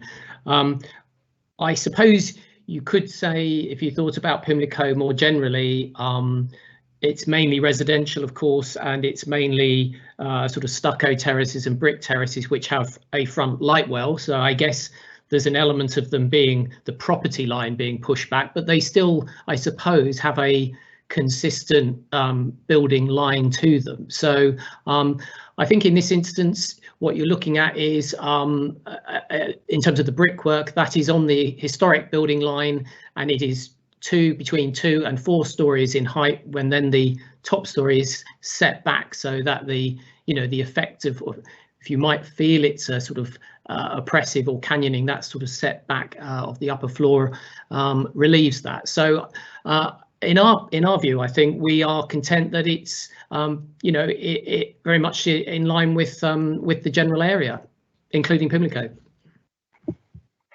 Thank you. The second point really sort of builds on what Councillor Boothroyd was saying about S10 and how we have policies in place to say that the priority for Pimlico is residential. And I think just referring now to H5 of the UDP, it requires that housing units be of family side, and that's important in Pimlico because we want people to stay here and build a family here. And can I get clarification, please, from the presenting officer that the number of residential units that this does provide, it doesn't meet the standard required by H5 of the UDP?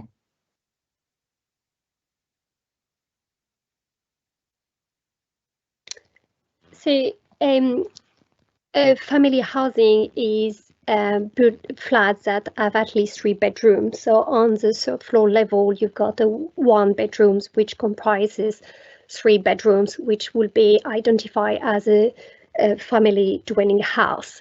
On the lower floors, you've got 2-bedroom flats. So yes, it's slightly below the 30% threshold that you would expect for family housing provision. However, given the number of units provided and the immediate environment, we consider that the mixed use is appropriate in this instance. Thank you.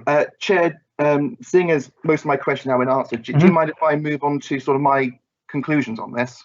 If you want to lead, I was going to lead, but you lead us, and then I'll follow on, and then we'll ask every member, because obviously we need to come to a decision. If you'd like to lead, that's fine, and I'll follow you on. Thank you, Councillor Spencer. So, as with any planning application, it's a balance, and we've got to strike the right balance for residents in Pimlico. And the crux of the matter is that this application struggles, I think is a fair word for it, with policy S10, in that it's outside the core zone, and yet it seeks to increase office space, not just in a small manner, but in a significant manner. I think it's referred to in our papers as a meaningful increase, and it is, I would say, contrary to what is needed in Pimlico, which is residential. So then we come to the question of, well, what are the public benefits of it, and can the public benefits actually outweigh that divergence against policy? And for me, there are just too many problems with this, which mean that it is not compatible. Again, there's the increase in office space. There's a loss in retail space. There's the thing what I've just mentioned about there not being the right number of family-sized units. Again, height and bulk. I personally think this is inappropriate for Wilton Road, as it's out of kilter with Pimlico. And then again, we've got our objections from our arboricultural officer about the loss of trees. So there are many considerations with this, and I think that the negatives ultimately outweigh the positives. So I would be minded to reject this. Okay, thank you for that, Councillor Spencer. Well, the applicant is obviously on the call and can hear. I mean, you know, from where I sit, this application has obviously registered very much within the community, and it's jarred with the community. You know, one has to be observant to that fact. The other fact also to consider is, you know, the local ward councillors who we have to respect in terms of knowing their area, and they are all, bar none, stepping forward and saying that this particular application on this particular site is not appropriate. The current, what's currently there, I think we all agree is not fit for purpose, and a development is required.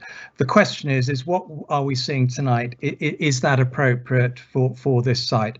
I have to say that there are lots of benefits to the scheme. I don't necessarily see an issue per se with the mixed tenure of the site. I think the improvement to the public realm has to be admired, as does the retail offering. And I think the fact that the increase in floor space for offices, given the need to create additional job spaces, is to be welcomed. However, where I struggle is that this is on the cusp of Victoria and Pimlico, and Pimlico, as has been cited tonight, not only in the papers but also by those making the representation, and Councillor Wilkinson, has a sort of villagey feel, and I'm afraid what we see in front of us tonight it doesn't help that cause, and so I'm really struggling, not necessarily with what's on the site per se in terms of the mix, but what I'm struggling is in terms of the height and the bulk. And I have to say that I don't think it's appropriate in terms of what we're seeing, in terms of what's on the site, in terms of that height and the bulk. I personally think it will have a negative impact on the heritage assets of the area, most notably Gillian Street, the Grade 2 listed building there, also on the conservation area. DES 9 does protect conservation areas, and DES 10 listed building. Permission not granted if it affects immediate or wider settings of a listed building. Well, I think it does, to be honest, sadly. But I suppose it's, and I'd be guided by Mr. Brandon on this. I think it really is contrary to our city plan S18, which talks about new commercial use must be appropriate space and intensity in terms of its character and function of the area. I just don't think what we're seeing in front of us tonight does that. So I am reluctantly minded not to approve what we're seeing here tonight. Councillor Glenn. Thank you, Chair. Like you, I think you just said, I quite like the design of the building. I like the innovative nature of the structure with its timber beams and its captured carbon. I just don't think it's in the right place. This site is very constrained by the Queen Mother on one side and the overly big for its site Hindon Court on the other. And it's the main thoroughfare for a lot of people in Pimlico, and it needs to be right, and there needs to be enough space. I believe you could add to the list of policies that it goes against, albeit slightly, is Trans 3, about the fact that the pavements wider, whilst being on the applicant's site, are considered as a public highway because they've been publicly accessible for decades. I also had forgotten to mention the arboricultural objection to the loss of the existing trees, and the fact that they specified that in fact the pavement was not wide enough to provide the trees that are specified in the rather attractive picture shown before us. I'm afraid that in a sort of death by 1,000 cuts, the light, the height, the bulk, I would vote to refuse this. Thank you. Councillor Hymes. Yes, well, I guess I was thinking in the same vein as Councillor Glenn, what he's just said, that it is a lovely building, it is beautifully designed, but unfortunately it's not in the right location. In other urban setting, yes, but I'm afraid that I'm hearing too much that puts it in the wrong setting here in Pimlico. So I think the message to the developer should be that yes, everybody welcomes some development, but I think they need to pay more attention to the situation of where it is and listen to the people that live in Pimlico. And this is not what they want, although they recognise there needs to be some change on that street. This is not the right direction that they've gone in. They've taken a kind of slightly wrong turn somewhere. So like you, Chairman, I'm minded to reluctantly say, please go back to the drawing board in good faith and work with the neighbours and the ward councillors and come back with something that does fit the bill. Thank you. Councillor Barraclough. Thank you, Chair. I'm clearly in a bit of a minority this evening. My judgment would be this is appropriate to a town centre usage, particularly as these buildings are currently in use as offices, and I think it steps rather nicely down from the CAS into Pimlico, and will make this end of Wilton Road a nicer place to walk and shop. But I appreciate I'm in a minority here, but I would approve this application. Thank you. And finally, Councillor Boothroyd. Thank you, Chair. I mean, I'm simply of the view that I don't think any of the reasons for refusal actually make the case. I think it is just over the line for being acceptable. So I would vote to grant. You would grant. OK, thank you for that. So based on what you've heard, Mr. Brandon, you will have 4 members who are refusing and 2 supporting. Do you need anything more from us? Yes, I'd like some clarification, please, Chairman. I think I am clear on your first reason for refusal, which is, I think, on height, bulk and design and the impact that has on the townscape, and we can prepare a reason for refusal based on that for your approval. Okay. The second reason for refusal, if I'm correct, is this, that you mentioned S18, but the problem with S18, which is basically a policy which directs commercial properties to certain areas, is that this street, Wilton Road, as I alluded to earlier or specified earlier, is a CAS frontage, and therefore town centre uses are appropriate. So S10 comes into play because that's where that is stated. But S10, of course, pulls in different directions, and I think this is what you're getting at, but you can correct me if I'm wrong. That S10, whilst it says town centre uses are acceptable in the CAS frontages, it also identifies Pimlico as a residential area where residential is the main use, and therefore what it's looking to do in schemes is to provide a balance between residential and, if it's in a CAS frontage like this, and commercial. And I think what you're telling me is that you think the balance is wrong in this particular proposal because it's overwhelmingly commercial and insufficiently residential. Now, if that is what you're saying to the applicant or anybody else that's interested in this site, they must come back with a scheme which provides more residential. If that is what you're saying, I suggest what we should do in decision notice of refusal is to add an informative to say that any residential scheme should only be single aspect, so there's no confusion over the committee's view that the proximity of the Queen Mother Sports Centre at the rear and its likely redevelopment should not be prejudiced by residential being provided on this site. I think that's absolutely correct. I was less concerned on that particular point, if the truth be known. Mine was more on the height and the bulk, but I'll certainly be led by, certainly Councillor Glenn was mentioning that, as Councillor Spencer, in terms of that particular aspect. Well, I think, Chairman, in that case, I think those members that are voting for refusal need to agree whether it's for that second reason for refusal. Okay, well, I personally don't see it that way, but Councillor Glenn. Thank you, Chair. I am less bothered by the mix of use as the extent of the increase of office. I mean, we're going from 4,000 to 10,000, something like that, is it?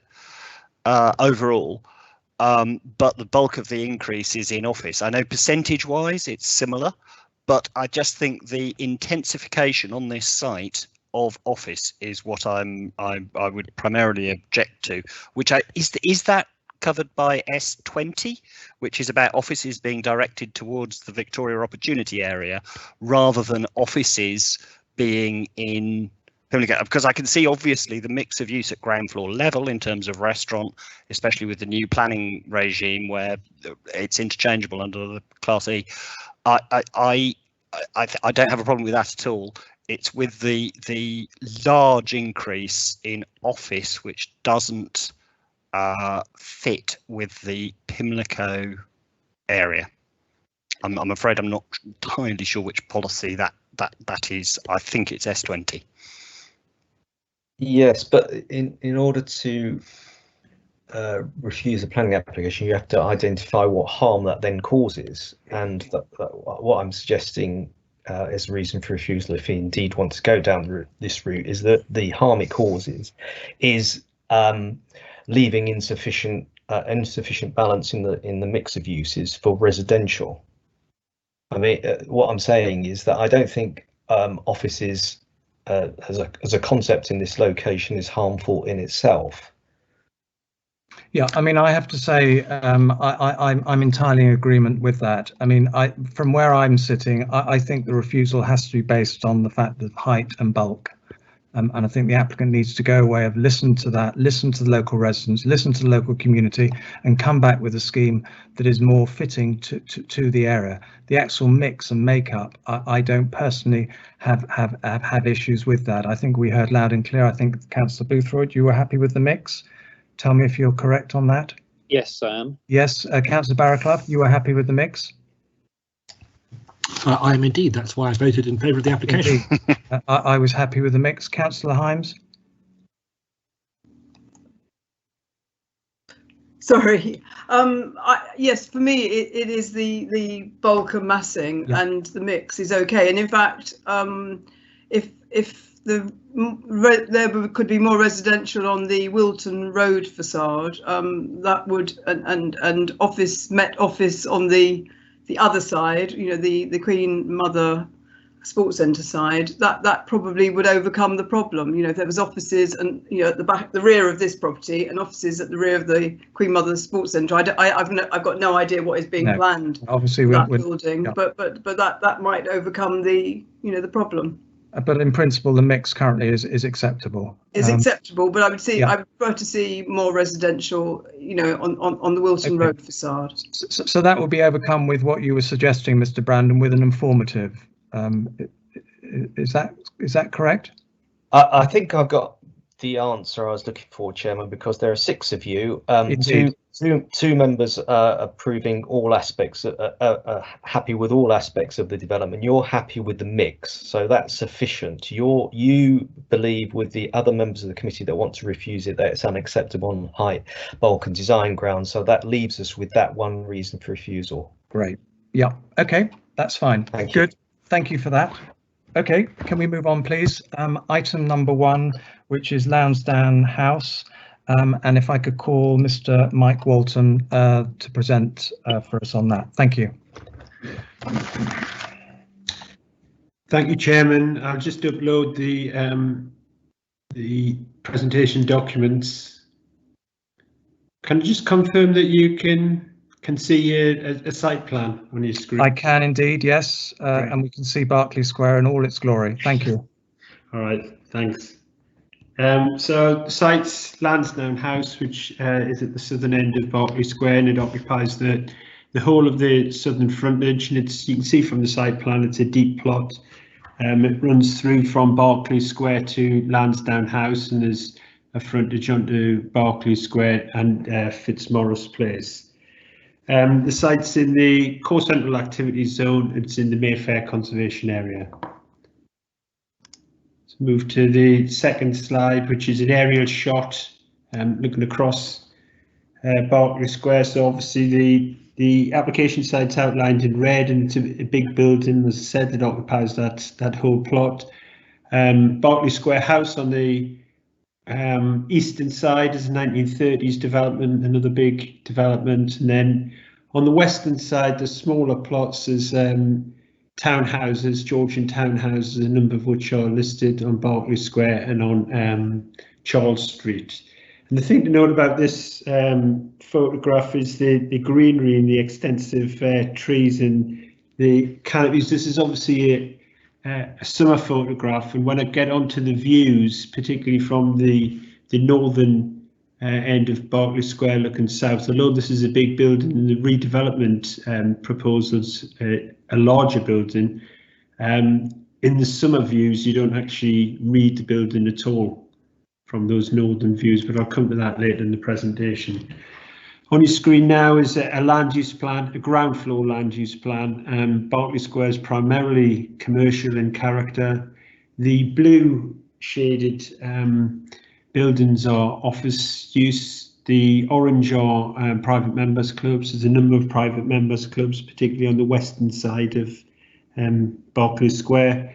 The red and pink are either retail or restaurant uses. The dark green is the hotel, the Mayfair Hotel, front onto Stratton Street, which backs onto Lansdowne Row.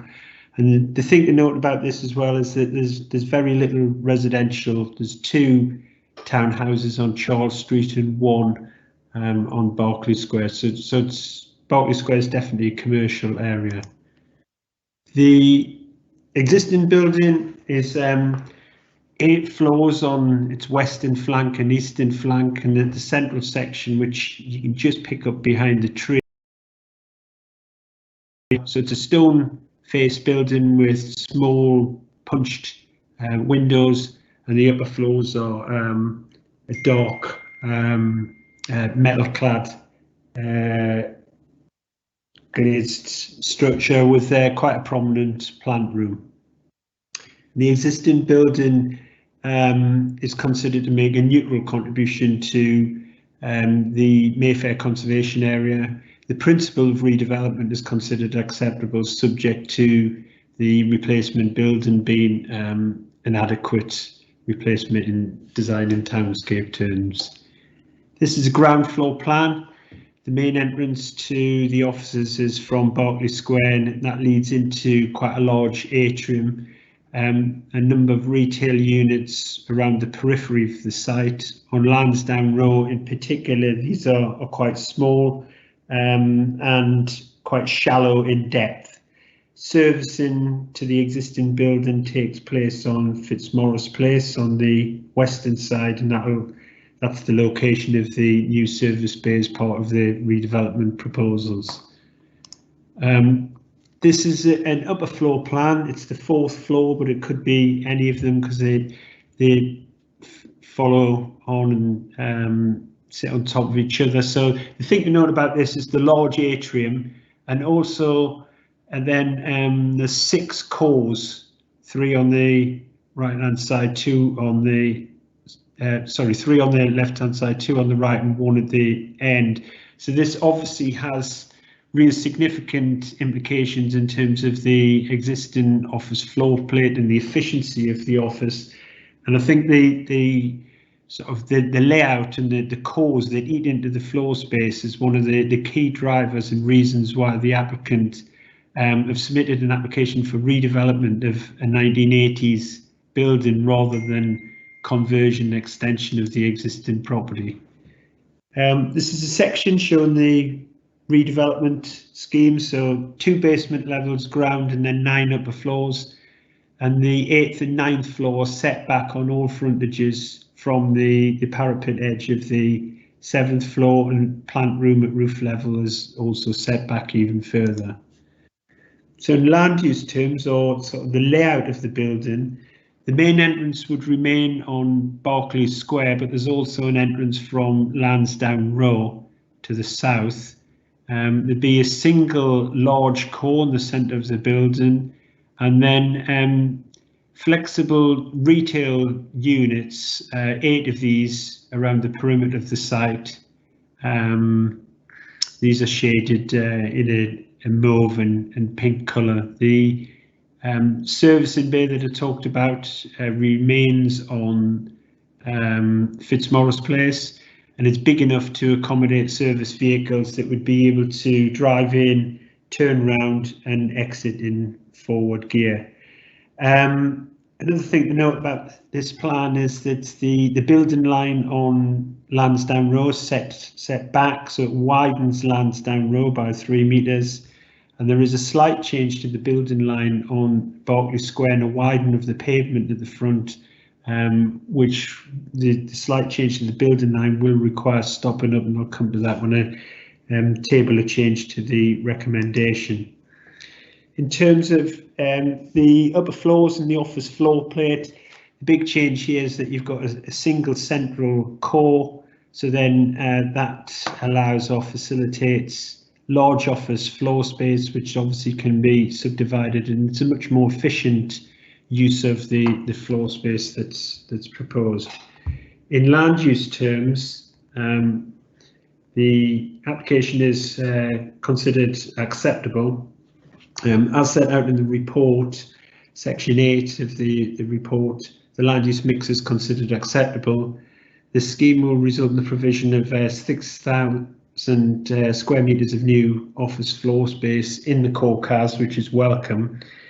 And the flexible mix of retail, restaurant, bar and gym uses on the ground and lower ground floors are also acceptable, subject to conditions which control the quantum of the respective uses, and with regards to the proposed entertainment uses, that they operate in accordance with approved management plan. The proposal includes a financial contribution of 3 million, or just over 3 million, towards the Council's Affordable Housing Fund, or drawn down on an agreed credit of 536 square metres of affordable housing at Castle Lane. The rationale behind that is set out fully in the report, and that'll be secured as part of the legal agreement. We consider that that's acceptable. I'm happy to take any questions on the basis behind that, and as I say, the rationale behind the provision of affordable housing, if any of the members of the committee have questions on that basis. So obviously one of the key considerations is the design implications in terms of the new building. So on your screen now is a view on Barclays Square. So it's a stone framed building. I think the pickup is that it's the arch detailing double height at ground and first floor level, and then the central section symmetrical stone frame building with curved glass, which is a feature of the scheme. And then the top two floors, the 8th and 9th floors, are set back on all sides, and they've got a different treatment. They're dark metal windows with the projecting canopy at the northern end and the southern end. So you'll see from the report, one of the key aspects or elements is the increase in bulk and the implications of that in terms of townscape considerations and views. In the design section of the report, it refers to specific increases in height.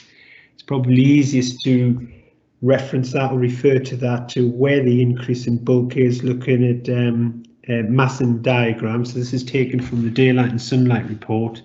So it shows this is existing. It shows the two wings in the central section, which is lower, and on the Lansdowne Row frontage, the existing building is bigger at the back section than fronting onto Barclays Square. What's proposed is an increase in the overall height, and the parapet level goes up on it front section by 3.4 meters, and then at its maximum the height of the plant room is increased by 6.2 meters. So that's an existing massing diagram, and this is proposed.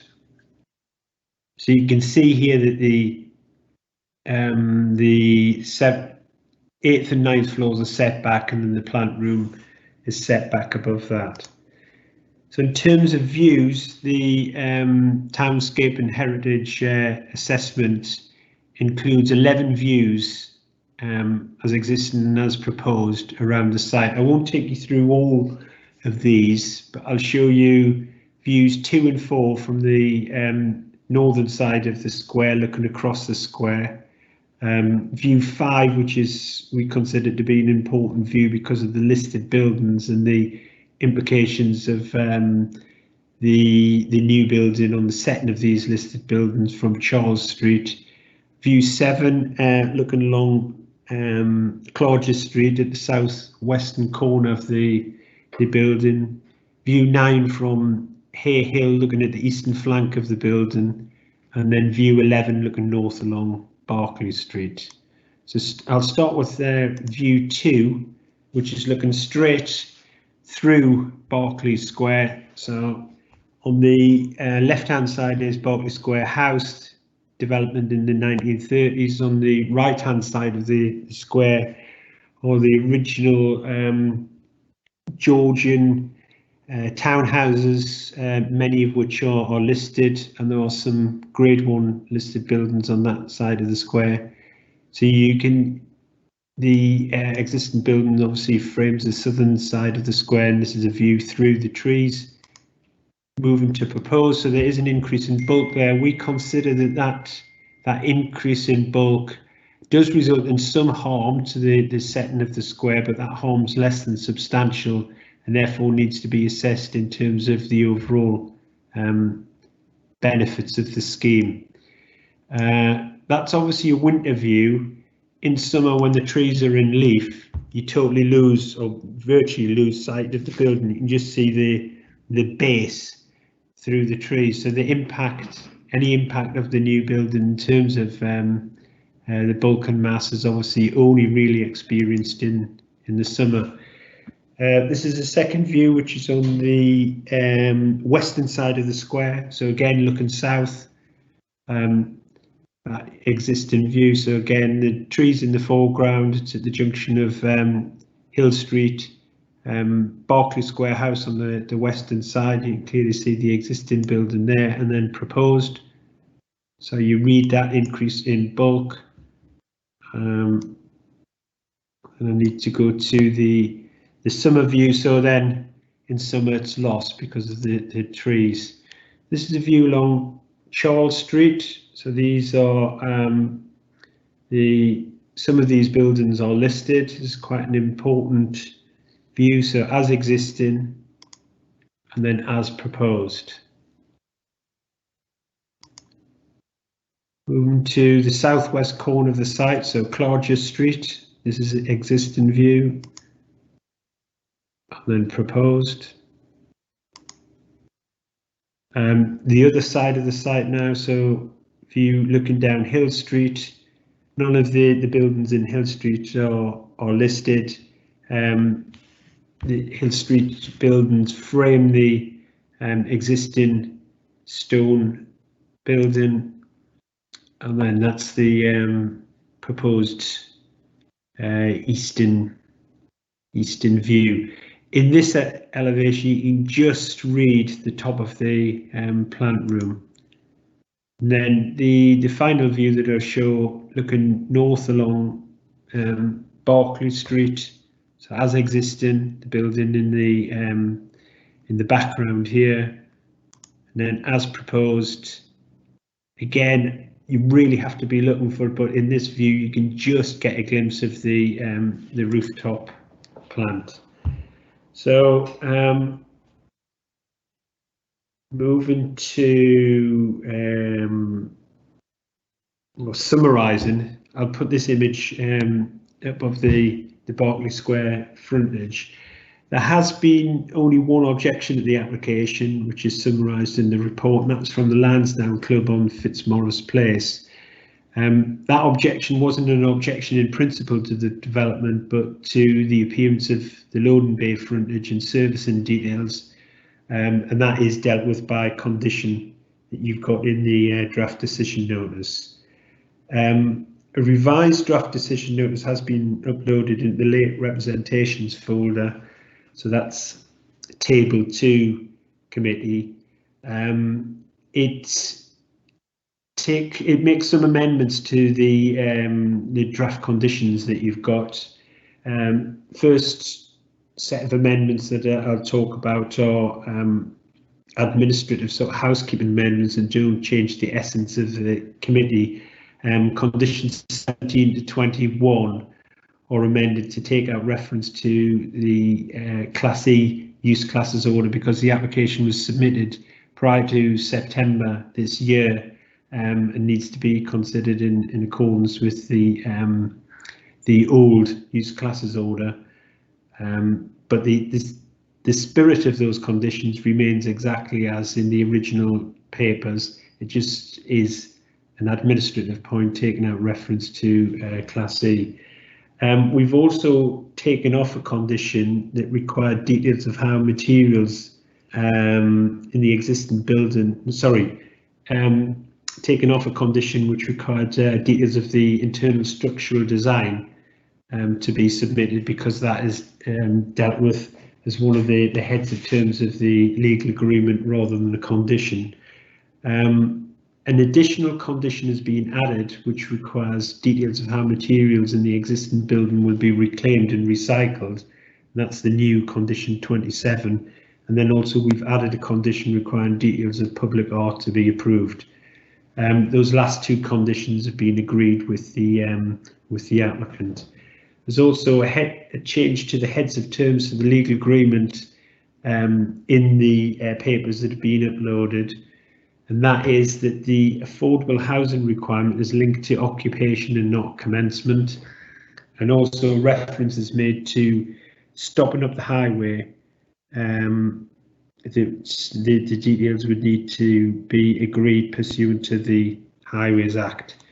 So I'll leave that image of the new building on the screen. We think that the public benefits of the scheme in terms of a significantly improved design, a new building, the improved service uses, retail offer, and the significant increase in commercial office floor space within the core cars are benefits that outweigh the less than substantial harm that I referred to in terms of a couple of views, one through the square and the other one along Charles Street. That concludes my presentation. Thank you, Chairman. Thank you, Mr. Wilson. That's very helpful. Okay, we have two deputations from two supporters. Could I ask Mr. David Ainsworth to come forward, please? Mr. Ainsworth? Yes, hello. Can you hear Hello. me? Yep, Thank I you, can. Chairman. Thank you. Thank you. My name is David Ainsworth of CORE. We're the development managers on behalf of the owners of Lansdowne House, and we're very, very pleased to bring forward this evening our plans for the regeneration of this site, which is a landmark location on one of London's great squares. The current building was built for a different time, as you saw with the plan earlier, a time when office space was small and cellular. And this was expressed with its 6 concrete cores and the full height atrium. It's got poor energy performance, very poor floor to ceiling, and terrible retail space, and a servicing bay that just is too small and too low. These are issues we sought to address through our new proposals, and we worked closely with the planning officers, the local stakeholders, and all the community groups on a number of occasions to bring forward proposals that are worthy of this location. And we appointed a best-in-class architect you're about to hear from, and professional team to deliver a piece of world-class architecture, a building which is sustainable and that's fit for the future and will be welcome in Mayfair. We're going to deliver the best quality and innovative new office space with high quality retail around the perimeter, accommodating more jobs and facilitating local spend. And sustainability has also been at the heart of our proposals, and the architect Simon Alford will describe the features in more detail in his representations. In terms of servicing, our proposals create an enlarged servicing bay that will enable future servicing to be undertaken off-street with no reversing. And the public realm, we've been inspired to re-establish the connection between Lansdowne House and Barclays Square, but at the same time, as you've seen in some of the images, we'll transform Lansdowne Row, as we've set back the building line 3 meters to create a wider, more attractive boulevard for pedestrians with curated retail. And finally, and not least, we've embraced our wider responsibility to the City Council, proactively entering into a commercial agreement with Landsec as we facilitate the delivery of much needed affordable housing at Castle Lane in Victoria. I will raise a technical matter which the officer raised earlier in relation to the securing details of the structural design by obligation rather than condition. We don't have objection to the principle of this, but would ask you to consider dealing this by planning condition rather than a 106 obligation, which would allow more flexibility and avoid complex legal drafting. So I hope the committee is able to support your officer's recommendation and grant planning permission for the redevelopment of Lansdowne House. And thank you very much for the opportunity to speak. Thank you, Mr. Ainsworth. Can I ask Simon Alford to come forward and make your deputation, please? Thank you, sir. You don't need to put your video on. Can you hear me? Yes, we don't necessarily need to see your video on. Just your voice will be fine. I'm not putting a video on. I should talk now. Good evening. Thank you. My name is Simon Alford, and I'm a founding director of AH&M Architects. Lansdowne House has presented us with a unique opportunity to reimagine the entire side of one of London's great squares. Our first thought was to seek to work with the existing building. However, the existing Lansdowne House was built for a different time and a different era, an era when perhaps the moment was more important than the consideration of the future. Cognizant of this, our proposal delivers an urban palazzo accommodating high-quality offices and retail, elegant in proportion and generous in volume. I like to think of our buildings as accommodating the theatre of everyday life, an architecture where the structure and elevations can last for generations, but the stages and the props within can readily change to accommodate different users. This approach is integral to our design, where the sway frame structure, rather than solid lift cores, creates the building's bones and body and is celebrated inside and outside, where it forms the masonry facade. Within the building, the cores will thus be lightweight and of low embodied carbon, allowing light through the building and allowing the building to evolve to accommodate a dynamic future. Sustainability and meeting the RDA 2030 targets sit at the heart of our proposal. We will deliver a building that is more energy efficient than a refurbishment, using modern techniques such as cast-in chilled pipework and mixed mode ventilation to maintain internal temperatures. Whilst the architectural expression of the present and looking to the future is also makes more than a nod to the past. We aim to create a civic presence at the southern end of Barclays Square, fitting to one of London's most important and enjoyed squares. We're inspired by the original relationship between the house and the garden and seek to create a new palazzo on the square which respects and responds to its context. Our design includes a piano nobile, a technique borrowed from the Renaissance architecture to frame the lower levels. The introduction of loggias and recessed balconies further enrich the facade's depth and create external amenity space. Load-bearing columns are sculpted to become visually delightful walls, accommodating oriel windows that themselves reference Mayfair's curved glass shop fronts. On an urban scale, the building's main facade curved gently to embrace the square, whilst the upper floors, respecting key views, step back from Barclay Street and Fitzmaurice Place. I would like to finish by thanking Westminster's planning officers who have rightly set the bar high in their expectations for the site. We have sought to listen and to respond to them throughout the evolution of the design in the pre-application process. We've established greater solidity, removed the story from the body of the building and reduced the shoulder height, and refined the all-important materials and details. We are therefore confident we bring forward to you this evening a delightful architecture that is flexible, future-proof, and truly worthy of its location. Thank you very much. Thank you, Mr. Alford, and apologies. There is one guest who's on the call. Could I ask all peoples to turn off their video, please? Tristan, I don't know if you, I can see one of our guests. That's it. Fantastic. Great. Thank you very much. Okay, well, we once again have a building of merit here, and design is obviously crucial. So once again, could I ask Mr. Burke, our design officer, to come forward and give his professional view on what we're seeing tonight? Thank you, Chairman. Thank you.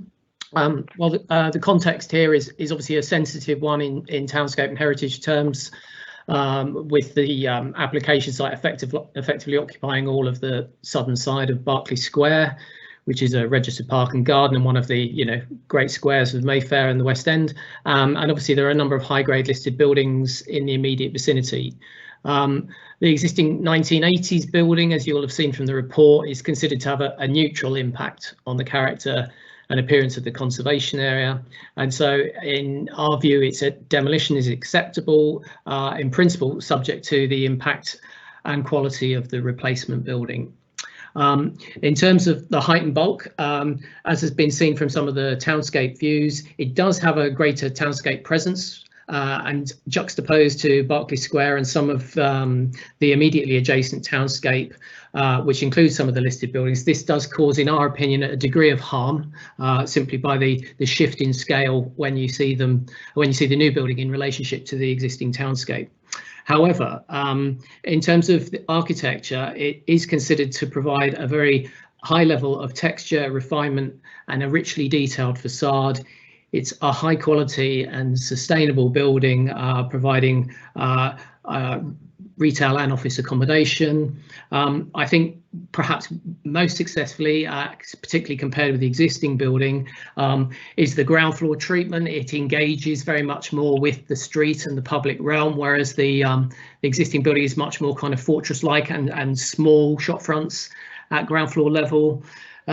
So overall, while we have identified a level of harm to designated heritage assets, we are of the view that is in the category of less than substantial. And for the reasons set out in the report and also alluded to in the presentation, we think that those the public benefits of the scheme outweigh the harms that we identify. That's helpful. Thank you very much, Mr. Burke. I'll lead and then I'll ask if I could Councillor Spencer to follow through. As we know, this is a very prominent site, a very significant location in a very prominent and well-known square, Barclays Square. So clearly, whatever is put within the square, as it were, on the outskirts, as it were, on the cusp will have a major impact. So we obviously have to be aware of that. I mean, I think what we've got in front of us clearly is a vast improvement on what was there before. That was outdated. It's a shame, you know, a building of 1980s is being pulled down to be replaced now with obviously a building of much better merit. That is unfortunate that the old building is being withdrawn, as it were, from a sustainability point of view. But I understand from Mr. Walton that a condition has been put in about a certain amount of retaining and a reuse of materials. Is that correct? Yes, Chairman, that's correct. That's one of the additional conditions that I've tabled. Excellent, thank you for that. Yeah, I mean, I clearly see the public benefits here, the public realm, in terms of vast improvement of the footfall area, which will be very welcomed. Currently, it's a very tight area at the back there as you come through onto Barclays Square. So I think that improvement is certainly to be welcomed, as is the increase in the floor space in terms of office use. I mean, we are, as you've said, in a core CAS area, and the increase in the office is and can be accepted and is acceptable. The increase in the improvement in the retail offering, as well as restaurant, again, is something that I would certainly welcome, as is the improvement in terms of servicing. So overall, I'm certainly feel that harm is less than substantial. Yes, there are views which you've seen from Charles Street which potentially could be a negative, but I think the benefits that we will see with this building will outweigh that. So Councillor Spencer. Thank you, Chair. Pretty much echoing what you've just said, really. We're here with an application to replace one large, predominantly office but mixed-use building with another large, predominantly office mixed-use building. So the question really is one of design and its impact on one of the most iconic squares in London. And I have to say, I really do like this new design. I think the original building there is an unfortunate throwback of the 1980s in terms of its architecture, but the new one that we're seeing in front of us, I think has a positive impact on the square. I particularly like the attention that's been given to the ground floor. Particularly, I really do like those Romanesque arches at the base, and I think it does give a palazzo feel to the square. So yes, I would be on this occasion be minded to approve this one. Thank you, Councillor Spencer. Councillor Boothroyd. Thank you, Chair. I'm firstly very impressed by the fact that the existing building has got a certificate of immunity from listing, because if a building is proposed for redevelopment and it gets a certificate of immunity from listing, that has an obvious meaning. And I did look up the Pevsner Guide and noted that it was described as grandiose postmodern. And there was some criticism of the way the centre section related to the wing. So I'm very pleased to see that that's going to be going. And I think this is a very well designed replacement. Yeah, it's modestly taller and bulkier, but I don't think that has a significantly greater impact. I think it. I do have one question on the materials. We've got reconstituted Portland stone on the upper floors, natural on the ground floor. I don't know if Tom Burke can tell us what the difference between that is. Is it significant? Well, I mean, obviously one is natural, one is a manufactured product. I think probably the key thing here is that it's sort of to do with the architecture, really. If you were building a building which was a really quite a masonry solid building, then you would probably want to encourage a natural stone throughout. I think in this instance, where you've got extruded framed elements, that it very much lends itself to the reconstituted approach. Also, there's a high level of design gone into this building in terms of its sustainability, its longevity, and its ability to reinvent itself, I suppose. And one aspect of that is the way that it's constructed and the ability to actually precast elements of it and apply it to the facade, and that would be capable of being undone as well. All lends itself to using that kind of materials for the upper floors. So there's a kind of logic to it. In terms of appearance, we have got a condition securing samples. I think the quality of recon stone does vary, but we do have the ability to try and secure that quality through the condition and the sample of submission of samples of materials. Oh, thank you. I'm very pleased to hear that. I think that will be that'll be good. Just a few issues on use. I mean, we've got an increase of 26% in floor space. That's good contribution to offices.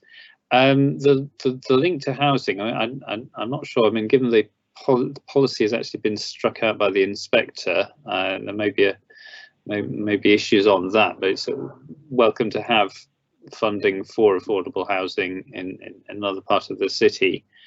Can I ask about? I mean, Lansdowne Row is where the retail frontage mostly goes. I think that probably loses a bit of ambience from being widened because it's very sort of nicely friendly, narrow at the moment. But can I ask about the uses that are there? It's got to be flexible between retail and restaurant, partly because Class E will come in, we presume. Is it possible to have all the restaurant unit in one large 1,352 square metre unit? Or can we condition the individual sizes of the restaurants? The plan that I've got on the screen now shows 8 individual units. We've got a condition on that stipulates the maximum of A3, the maximum of the old A4, and minimum and maximum of retail. We could tighten that condition up that requires sort of details to be submitted of the individual units, but at the moment it is the way that the conditions are worded. It is just limiting the floor space. Okay, well, I'll listen to what I think we would need to add a condition that would restrict the either bar use or retail restaurant use, so there's not a single unit of over X amount of floor space. Yeah, as I'll listen to what other members of the committee say on that. And another point, I appreciate that we don't know what the outcome of any challenge to Class E will be, but with is a condition restricting the upper floors to only offices likely to survive that? Will that work anyway, regardless of the outcome of any challenge? Well, the applicant's intention is that or at the application stage and the submission, that the upper floors would be offices falling within the old B1 use class, and we have got a condition on the decision notice that restricts the use to offices only and not for any other purpose. So we are controlling it.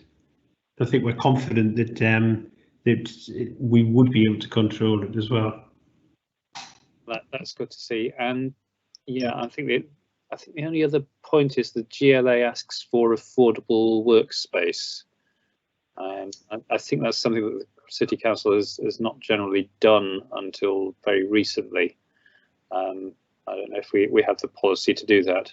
We don't have the policy at the moment. I mean, obviously this application is referable to the GLA because of the height. We've got their stage 1 response. We'd need to go back to them for the stage 2 before the permission can be issued.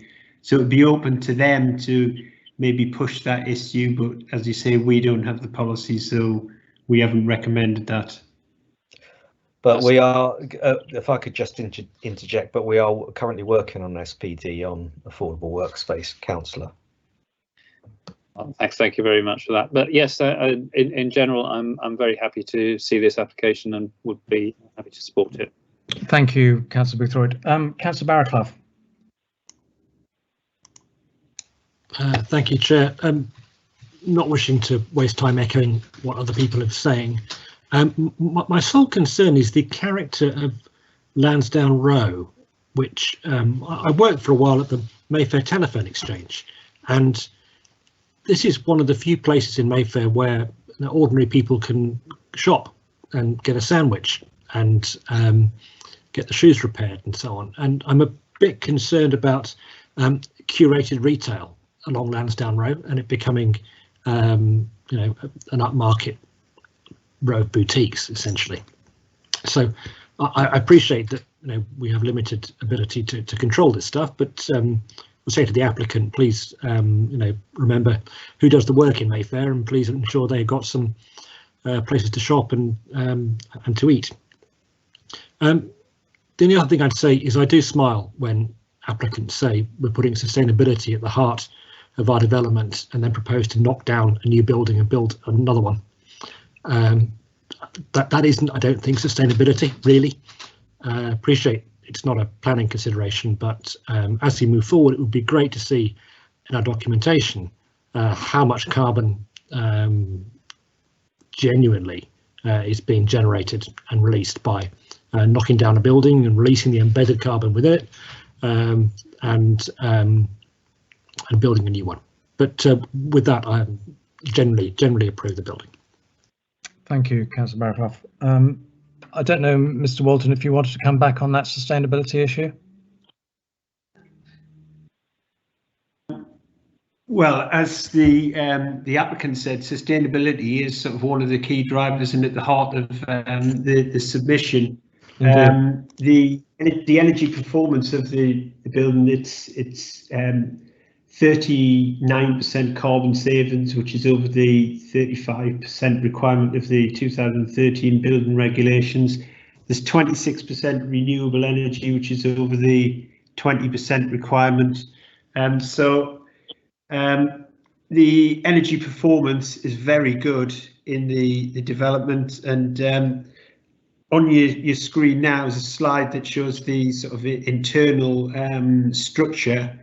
And the frame structure sort of part of that in terms of the thermal mass, which absorbs and stores heat, the windows in terms of solar gain and airflow and circulation throughout the building. So as I think Tom said, it is sustainability is at the heart of the design and has been future proofed.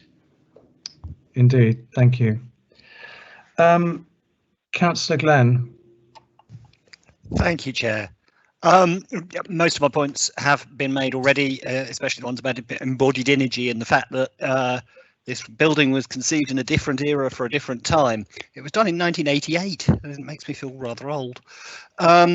I would like to know a little bit more about the link with Castle Lane, because I know that those houses have been standing empty for a long time. It's in between Palace Street and Buckingham Gate, I think. And will this project unlock them and actually make them be refurbished and developed as affordable housing?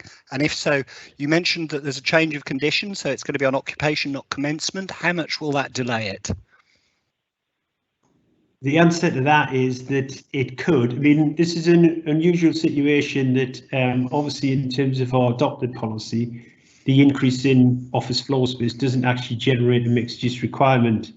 The reason why the applicant have gone down the route of providing either a payment or the off-site affordable at Castle Lane is because initially when they came to us at pre-application stage, they wanted a much bigger building, but for townscape reasons, the bulk of mass was negotiated down, and that would have, the initial proposal would have generated, because it would have been over the 30% mixed use requirements. They were also looking at the emergent plan, And at the time that the application was submitted, this building, this floor space, again, would have generated a requirement to provide affordable housing. And our preference was very much leaning towards on-site or off-site. So what the applicant did was entered into negotiations with Castle Lane to provide the affordable requirement here off-site, and draw down on the credits there, which is part of that agreement. So that's very much still on the table in terms of floor space, 536 square meters that they would link to Castle Lane. The draft heads of term in the recommendation that you had referred to that being provided prior to the commencement of this scheme. That is given the policy background, that is particularly onerous. We re-looked at that. Our normal requirement would be on occupation, so that's why we've tabled that change. But it's hoped that this will, there isn't an easy answer, but facilitate or kickstart the delivery of Castle Lane, but we can't be sure that it would. That's a shame. It would be a very, very good outcome from this development. I agree with colleagues that this is a good building. I like the widening of Lansdowne Road. Oh, trees on Lansdowne Road. The original report, the arboricultural officer said that they would be endangered by the three mature London planes on Lansdowne Road would be troubled by this development. Is that still the case? We've gone back to the applicant on that point. They're convinced that that wouldn't be the case, and there's a condition suggested that it's the basis behind that is the concern about the increased depth of the basement and proximity to potential routes. The applicant have looked at it. They're happy that they're going to be able to satisfy the condition, but it requires further details to be submitted to ensure that the trees wouldn't be affected. Good. So there is a condition in there to protect their roots. There is a condition, yes. Thank you. I'm happy with this. Thank you, Chair. Thank you, Councillor Glenn. And finally, Councillor Hymes. Yes, thank you, Chairman. Well, obviously, Councillor Glenn's stolen my thunder on the questions about the link with Castle Lane. I mean, that is in my ward, and it's a real running sore that has been going on for years. And when I saw this report and the fact that it was going to facilitate a start on that side, I was really excited. I hear what you're saying now, that it's going to, at first it was going to be before commencement of the site, but obviously it's been changed to before occupation of this site. So that's slightly disappointing to hear, but at least it sounds that there will be some progress on the site. One of my questions is how much of the Castle Lane site is this 536 square metres? What proportion of the Castle Lane site do we know? Is it just a smaller part of it? I mean, I know other schemes might also link with the scheme, but nothing's the Castle Lane scheme, but nothing's in the pipeline at the moment. So how much of that Castle Lane site will this represent getting going? Castle Lane is 86 units, and this would equate to approximately 7 units. Oh. So it's tiny, really, isn't it? So it's a small proportion, but again, going back to what I said previously, you have to look at the policy basis. That adopted policy and now emerging policy doesn't actually require the provision of mixed use or affordable housing. So it's really a bonus that that this is part of the proposal, and obviously we hope that it does unlock Castle Lane. Well, as I said, I hope that it will encourage other developers to do something similar when they have to provide affordable housing, because there it is, that site sitting there for years and years, unused. When we've got a housing crisis in our city, it's a scandal, actually. But anyway, at least this developer has kicked it off. So let's hope, as I said, others will follow. As regards to the building itself, I think it's a lovely building. I agree with what Councillor Spencer said, particularly the ground floor, those beautiful windows and high ceilings, I think are pretty special. I'm pleased that the Lansdowne Club have withdrawn their objection, so that's sorted. Nothing really more to say. I think obviously it is big and it is bulky, and in some of the views that you showed us, it did look large. But I think overall, as everyone is saying, the benefits of this building outweigh some of the harm that it might do with views from some angles. And it's good to see in the shots that you showed us how the trees in summer does screen the building somewhat as well. But it is a lovely building, and yes, I look forward to it being underway so we can get on with Castle Lane too. Thank you, Councillor Himes. Good. If you could both mute and Councillor Glenn, that would be helpful. Thank you. So if I've heard correctly from members, that is unanimously approved, unless any member wants to step forward and say that is not the case. I heard you correctly, that we all agree with the recommendation and approve this application. Yeah, good. Okay, thank you very much. Thank you for those making the deputation, and also for Mr. Wilton for the presentation.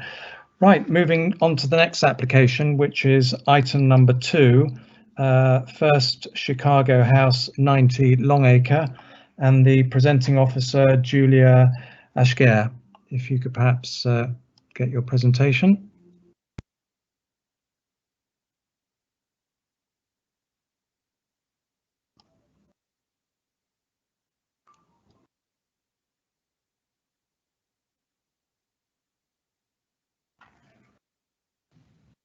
Evening. Hello.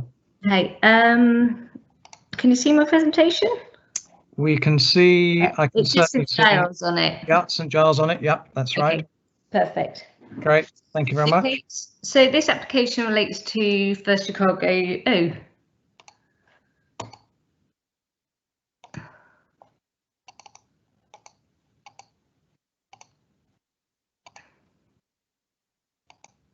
It's not coming up.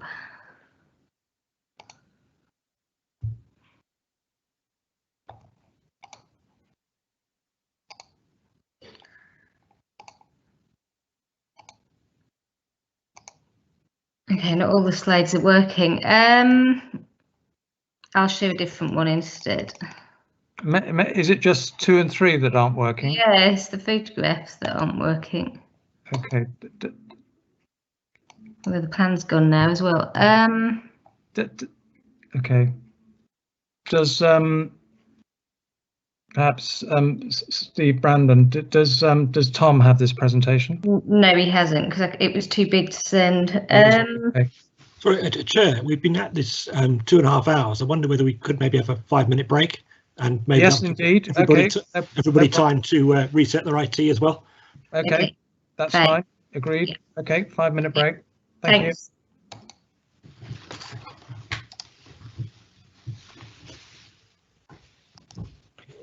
Anthony, are you on? Are you listening in, Anthony?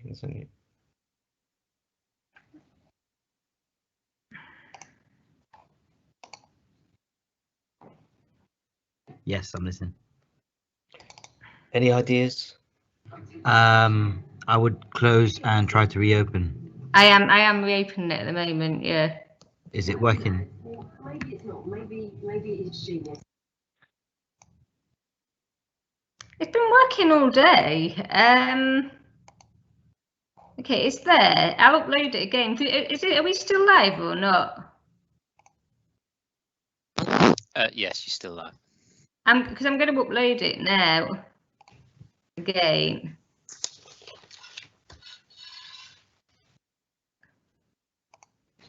It's there now, isn't it?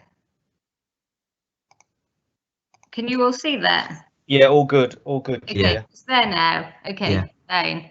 Maybe it's because it's been idle for too long.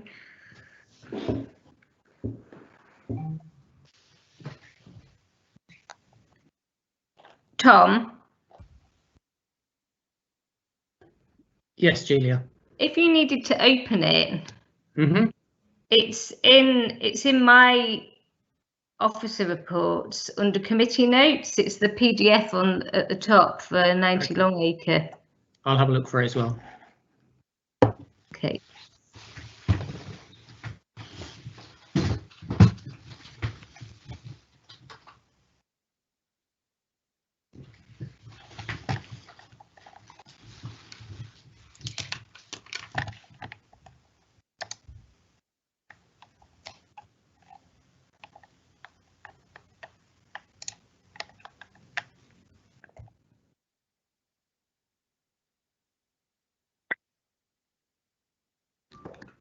Is it now working, Julia? Yeah, it's working now. Yeah. Okay, I think we just wait for others to come back. Okay. Great.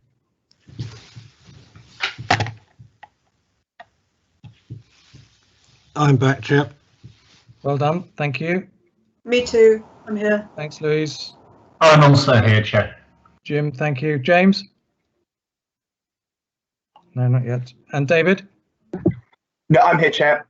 James, good. And David? Present. Present. Excellent. We're all present. Thank you. Okay, should we carry Fire on? away. Thank you. Okay, fine. So this application relates to First Chicago House, 90 Longacre, which is this large monolithic building here, which was designed by Seifert and Partners back in 1979. It was built. So this is Longacre along here, Endell Street by there, Shelton Street, and then On Street. So it varies in height between, it comprises of 2 basements, lower and upper ground, and 4 to 8 stories, and has a central courtyard, and then these setback areas here. And the London Borough of Camden runs along here, so if we go back to the site plan, the Camden is along here. Then this is the Seven Dials Conservation Area, this green bit here. And then this side here is the Covent Garden Conservation Area. And then there's quite a lot of listed buildings surrounding the site. So here's just a few visuals of it. It currently has, I'll get onto that in a minute actually. So planning permission has previously been granted for the demolition of this building to provide an office and residential development of part 7 to 12 stories, which had retail at ground floor level and a cultural rehearsal space and a public courtyard. So this is the visual of, this is looking up Longacre, this one, this is looking down, and then this is looking up On Street. So this was the residential element, which was on Shelton Street, and then the offices were to the front on Longacre. So that was granted in April 2016, and a certificate of lawful existing use has subsequently been granted, confirming that this permission has been implemented. So it could be implemented in perpetuity. So the current application is for an office-led scheme. It retains a large part of the building. So this is a massing building of the existing building. This is the massing of what was consented, although that scale is slightly different. It's a bit deceiving having these next to each other because the scale of this is slightly different. So as you can see, the current application now retains a large part of the existing building, and what it effectively does is replaces 4 blocks, which is the Longacre block here, which is currently set back, so it brings it demolishes the existing and it extends it. The block to On Street, a block to Endell Street, and then a corner element on the corner of Longacre and Endell Street. Then there's existing terraces on the existing building at various levels, and they will all be retained. Then flexible uses are proposed at lower and upper ground floor level to introduce retail, restaurant, bar, health and leisure, private members club or cultural rehearsal space at lower and upper ground floor level. One of the main aims of the proposal is to activate the street frontages and provide a generous retail frontage, and also to provide a public walkway through the building which will link Longacre to On Street, which is here. Then the pavement is also to be widened, so the building on the corner of Endell Street and Longacre is to be chamfered, because at the moment there's quite a pinch point there, and that will be what it would be chamfered to provide a 5-metre gap as opposed to 2.4 metres. Then servicing is proposed off Shelton Street, which is here, and then there'll be ancillary cycle and parking and refuse at cycle parking and refuse at basement level. Strong objections have been received from the Covent Community Association and the Area Trust on townscape, predominantly on townscape and design grounds. They particularly object to the infill extensions and the corner tower, which they believe to be oversized. They think that the infill should be set back and this corner building should be lowered, and also to the significant increase in bulk at roof level. They think it will impact on the architectural integrity of the existing building and on the setting of the adjacent conservation areas and the surrounding heritage assets. They also object to increased servicing. 6 residents have also objected on design, amenity and servicing grounds from residents in Shelton Street and Longacre and Odham's Walk. Stage 1 report has been received from the Greater London Authority and they're generally supportive.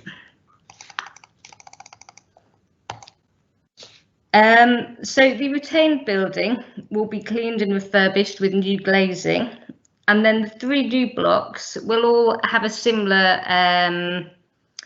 design with slightly different elements to each block. And the bays will align with the existing bays of where the existing building was. There will be increases in height in certain areas, so this corner block to Endell Street does increase in height, which is here. This is Endell Street, and then that's the Endell Street, new Endell Street block. However, the overall height of the building will be lower than the highest point of the existing building. The detailed design has been revised during the course of the application to reduce the extent of glazing and increase the solidity of the facade. So metal fins have been introduced to the windows and glazed terracotta to the corner building in order to prove its tonality. It's now going to be the precast concrete that the extensions will be formed of is now being coloured to match the tone of the existing building, and those details will be secured by condition. The infills have also been remodelled at roof level so that to reduce the perceived bulk at the upper floor levels. So I'll just quickly show you some of the images. So this is the view, the Shamford corner on the corner of Longacre and Endell Street, and then this is the new block to Longacre, which will be the main entrance into the offices, and then this is a new block to Endell Street again. So this block and the Longacre block will lead through into the glazed atrium into the heart of the building. Then this is just a bit further back down Longacre. And then that's looking the other way down Longacre. And then this is looking up Bow Street, where this new corner tower is obviously quite visible. So the existing building is already has a substantial presence, and the new extension will increase its scale and dominance and contrast with more and will contrast with the more finer grain and lower scale of the adjacent conservation areas. The height and mass will impact on the setting of numerous historic assets, including the Royal Opera House, when viewed from Bow Street, which is this view from here. The applicant has been asked to reconsider the height of this corner building and also to consider recessing the infill blocks so that they're more subservient. However, they have confirmed that it would threaten the deliverability of the scheme. So whilst it is considered that harm will be caused, when it's weighed against the public benefits of the scheme, which will make a building which addresses a street more successfully, providing active uses and a lively street frontage and improved public realm. So, for example, the widening of this pavement area here. Whilst it is finely balanced, the benefits are considered to outweigh the harm caused, and therefore it is considered acceptable in design terms. And in land use terms, it is located in the core central activities zone, and the rest of the building, apart from the flexible uses at lower and upper ground floor level, it will be an office use, which is welcomed. The increase in floor space won't trigger the requirement for residential accommodation. And it will provide the flexibility to be divided up into small and medium scale office floor space.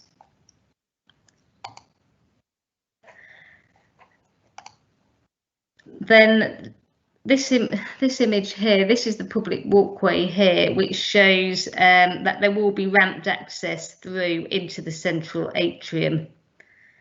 It's given the slope in the site, there is a level change, so it's not possible to have completely flat access, but there will be a level access throughout to get from Longacre to Endell Street.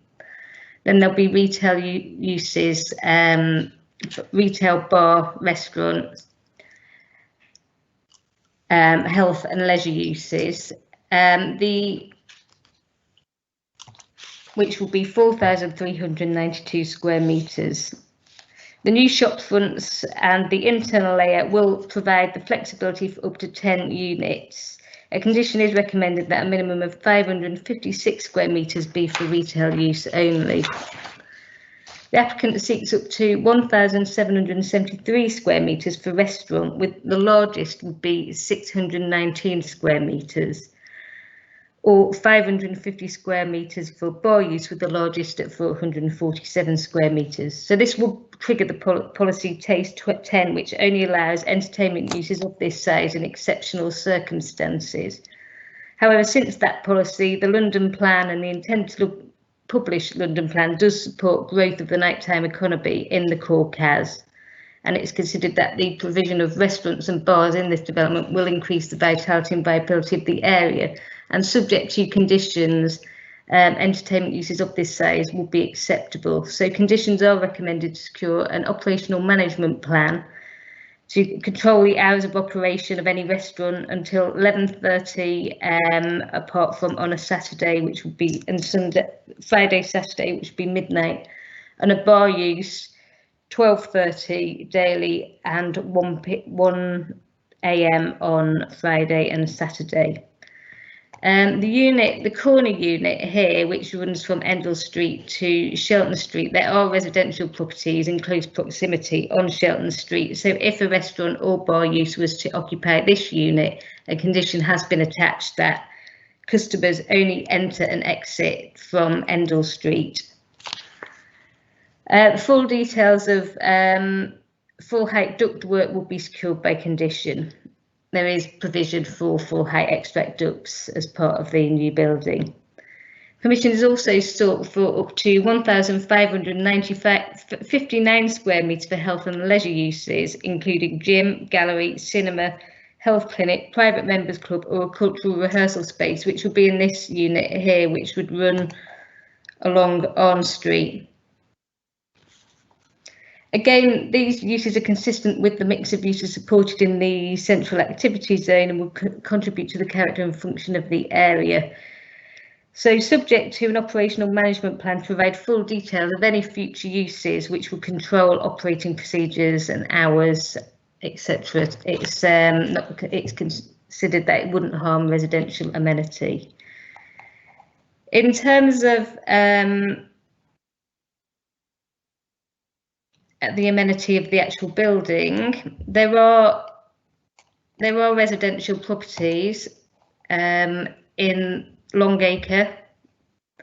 This is Odham's Walk, which is a residential estate, and there's some residential in Arn Street, and there's also residential in above the Shelton Street properties. The rear part of the existing building is now retained, so there won't be any impact on sunlight or daylight to properties on Shelton Street, unlike the consented scheme, which previously did impact on those properties quite significantly. So there will be a number of breaches in daylight to residential flats in Longacre and Odham's Walk. However, the retained VSC and NSL levels are considered acceptable for a close urban environment. So VSC levels will be retained VSC levels will be at 10 and above, which is considered an acceptable level in this area. As you can see on the existing building, there's all these existing terrace areas, and these are to be retained. so this won't give rise to any new amenity implications.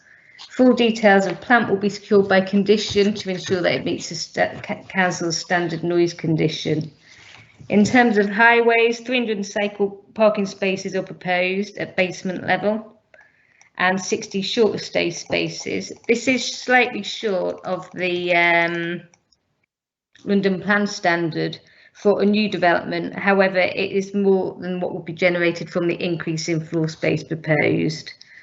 All servicing is proposed off-street in a new servicing bay off Shelton Street, and a condition will be imposed that servicing has to be carried out from that bay and not on street.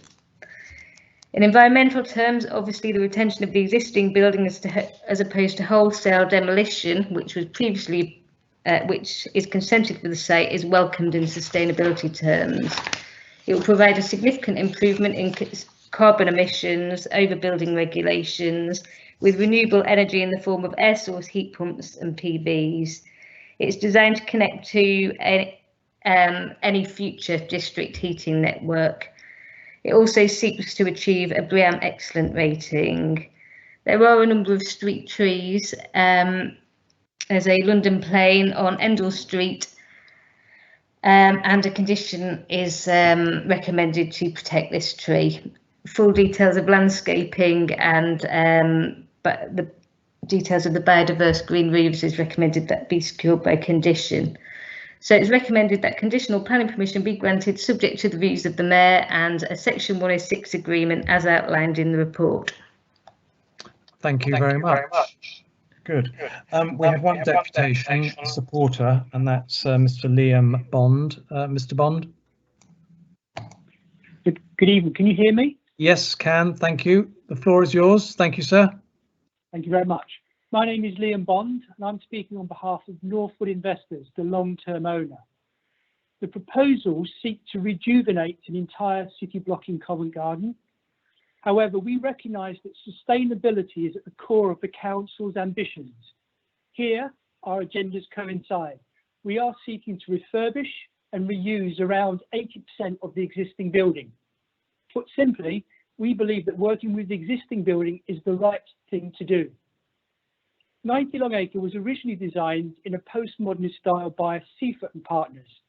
The design was for a single financial occupier, and that is reflected in its layout and appearance, with small cellular spaces, extensive setbacks, large private forecourts, and a defensive perimeter with solid corners, moats and railings. As a result, the existing building currently turns its back on Covent Garden.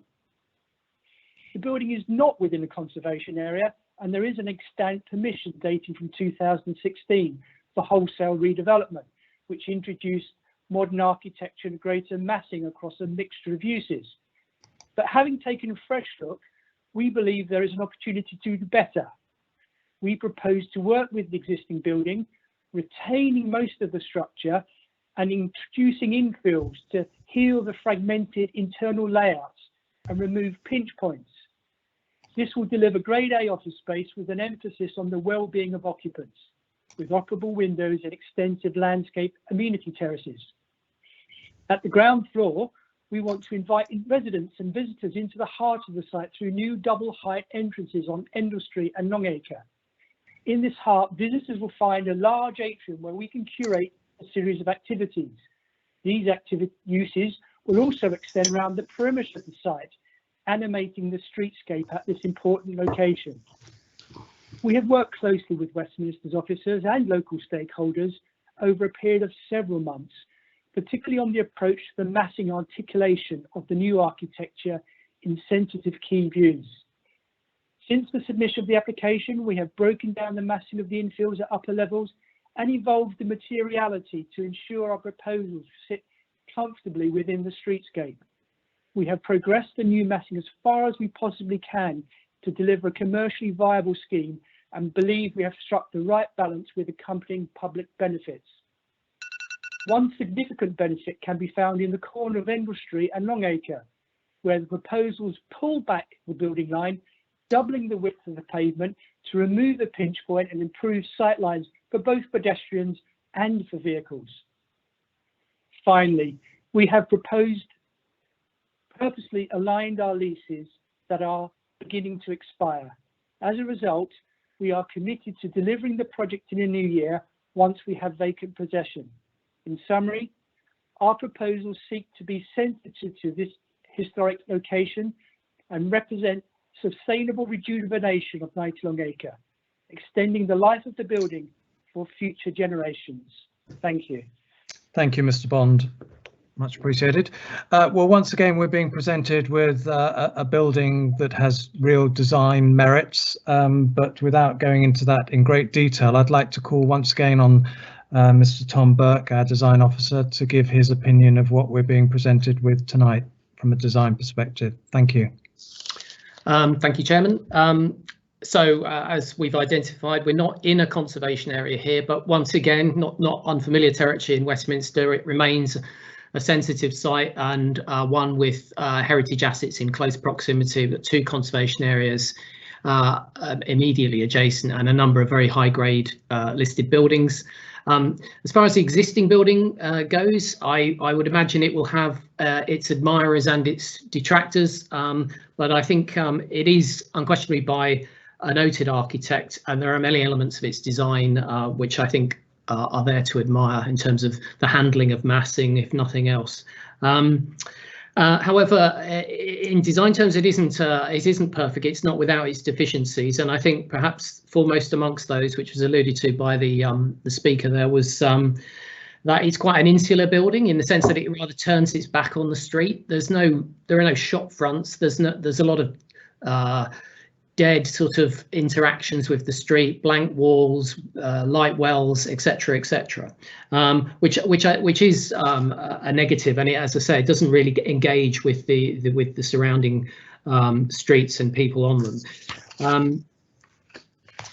The proposal looks to revitalise the existing building and connect it back into the surroundings to animate the ground floor, and encourage people to enter the building and benefit from the space that it is created. As I think Councillor Baraclough might have mentioned in the previous item, when looking at a building and thinking, can it be repurposed and reused? This is an example where we are looking at the majority of the building being retained, and clearly there is a lot of embodied energy in that, and so that is to be welcomed. Having said that, the concerns that have been expressed, I think most notably by CGAT and the CGCA, I think we do acknowledge them and we appreciate where they're coming from.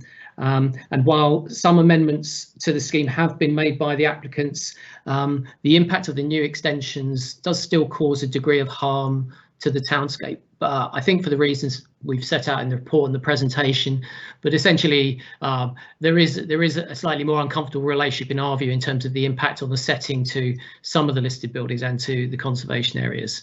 But the level of harm we've identified is at the end of less than substantial. And of course, you then have to come into the planning balance, and it's then looking at the public benefits versus the harm that's caused. And as you'll see from the report as a whole, the consensus that we've come to is that the benefits of the scheme do outweigh the harm caused, and hence the recommendation to you this evening.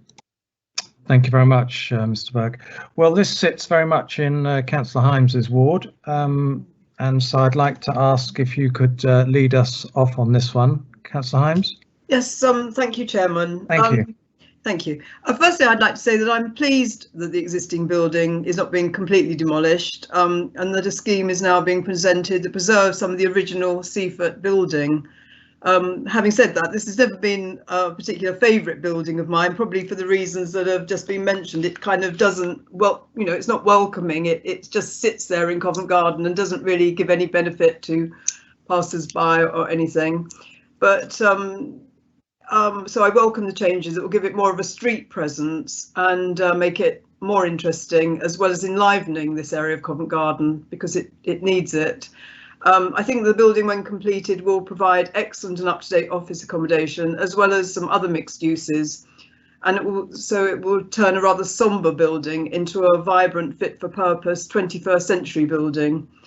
I always say that architecture is very subjective, but I personally really like the chamfered corner. I know not everybody does, but I do. And also, of course, it then allows the building to increase the pavement area. There's, you know, so it will be, well, you can see from this picture that it will become a gathering place. There's plenty of space from the fact that that corner is chamfered. I also know there's been the local anxiety about some of the new and extended parts of the design, particularly from CGAT, as has been mentioned, and the Covent Garden Community Association, both of whose views I do respect. So really, the design officer has really kind of answered those points, and I suppose it just you know, the building has to kind of wash its face and be viable, and I think if it was reduced at all, it might not get built at all, and we'd be stuck with a building that already exists there, which has its lots of faults. I also read that the GLA they accept the design principles, including the scheme's height and massing, and I think it has to go back to them for approval. So they've already said that they accept those issues. I know that my two ward colleagues are supportive. I particularly asked whether they were before I came to the meeting this evening, and they both received a recent update from the applicant, which I decided not to go to, as I knew that I'd be sitting on the committee tonight. There's a couple of conditions that I would like added, perhaps, if the rest of the committee are agreeable. And the first one concerns the terraces. I know they could possibly give rise to noise. I mean, once the building becomes more of a public building, there is a worry that the terraces might cause noise and disturbance. So I would like to see a capacity number on the terraces, and also the times of use, perhaps that would equate broadly to office hours, because I think the terraces still will be a part of the office accommodation. Also, I think there was a request from residents that they would have access to a telephone number of people that are working on site during the construction process. And I think this is something we should really give to all residents when enormous schemes are taking part in the middle of a residential area. So I would request that a site manager's telephone number, somebody who's on site at all times, will have a telephone number available for local residents in case of any disturbance. Thank you, Chairman. Thank you. Can we just pick up on those two conditions with my other members? I think it's obviously a very good idea to have that telephone number, and that's during construction. And I agree with you entirely. That should be implicit in all our major building works. As for that matter, any of the smaller works as well, because, you know, having a contact number for residents who live nearby to be able to contact in the case of when these buildings are being built is certainly desirable. So the condition in terms of the terrace, can I ask the presenting officer, do we have any conditions currently for those terraces? The reason why we didn't put a condition on is because the terraces are on the existing part of the existing building, so they're existing terraces and they'll serve the office use. So sometimes if it was a new terrace, sometimes we will condition that they be used perhaps till like 9 o'clock at night, or, you know, kind of 8 in the morning till 9 o'clock at night. But we didn't put it on this one, given that the terraces are existing, but we could do that. Well, yes, I think you've made the point, actually, the fact that they are going to be for the offices, and therefore office hours would seem sensible to me.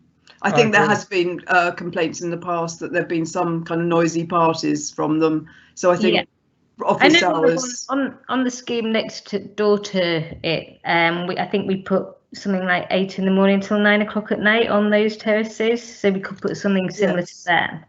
I think that would be sensible. And is that Monday to Friday, excluding weekends? Monday to Friday, yes. Okay. Yeah. Are other members happy with that? Yes. Yes. Yes. Okay. Thank you, Louise, for that. Good. Excellent. Okay. Moving to Councillor Glenn. Thank you, Chair. I am delighted that they're not going to use their existing permission. I mean, this is a case like in the first matter we considered this evening, where there is an existing existing permission, which is much inferior and much worse for local residents than what's being proposed. I think environmentally it's better. I think it's quite clever filling in the bits that it fills in. I generally in favour. I understand why the Covent Garden residents would have concerns. I have is there a bar present on site already? No. So at the moment it's purely office use at the moment. Right, because this is obviously fair and square, bang in the middle of the cumulative impact area from a bar point of view. And I know licensing and planning are different regimes and should be considered separately. However, it seems foolish to grant planning permission for something that would be patently against licensing, which is a bar with a late license in the middle of the cumulative impact area. I know that the Bow Street Magistrates Court, which is a stone's throw away, literally, with the Nomad Hotel, has ruffled feathers, shall we say, given it is a very residential area. I was wondering whether the proposed hours of use, which are on page 61 of our bundle, which states the restaurant use exactly core hours. So Monday to Thursday, 7:30 to 11:30, Friday to Saturday, 8 till midnight, Sunday until, actually it should be 10:30 to be core hours, but 11 wouldn't worry me that much. But then the bar is an hour later than that, and this is something that it strikes me that we're not doing joined up thinking as a council if we're permitting something from planning that licensing would struggle to grant, and whether those hours should be slightly more constrained from a planning point of view. What are your thoughts from a planning point of view? Yeah, I mean, we can do that. I mean, obviously, even if we granted planning permission, if they didn't get the license, they would only be able to run it in accordance with the license. We've just, these were the hours that the applicant wanted, but equally, we can reduce them down to the same as the restaurant. I would go for core hours right in the middle of the cumulative impact area, surrounded by residents in an intensification of use of this area. I like the building, I like the design, I think it's very clever. I would grant it, but I think that we need to restrict the bar use. Okay, I mean, Councillor Glenn, you make a good point, aligning the bar with the restaurant and vice versa, hours-wise. I'm happy with that. Are members also happy with that, content with that? Yes, thank you, Jim, for raising that. I forgot to mention that. I think that's a very good point. Thank you, Louise. I would agree, Chair, as well. Thank you, Councillor Spencer. Councillor Barraclough? So I wouldn't be chair. I mean, I think licensing and planning are two very different things.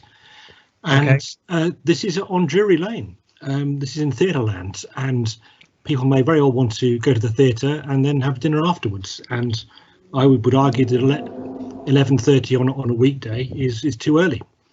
So I would very much advocate later opening hours.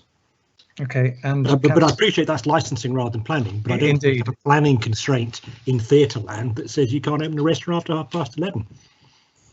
Well, I mean, that's obviously one viewpoint, certainly. Councillor Boothroyd?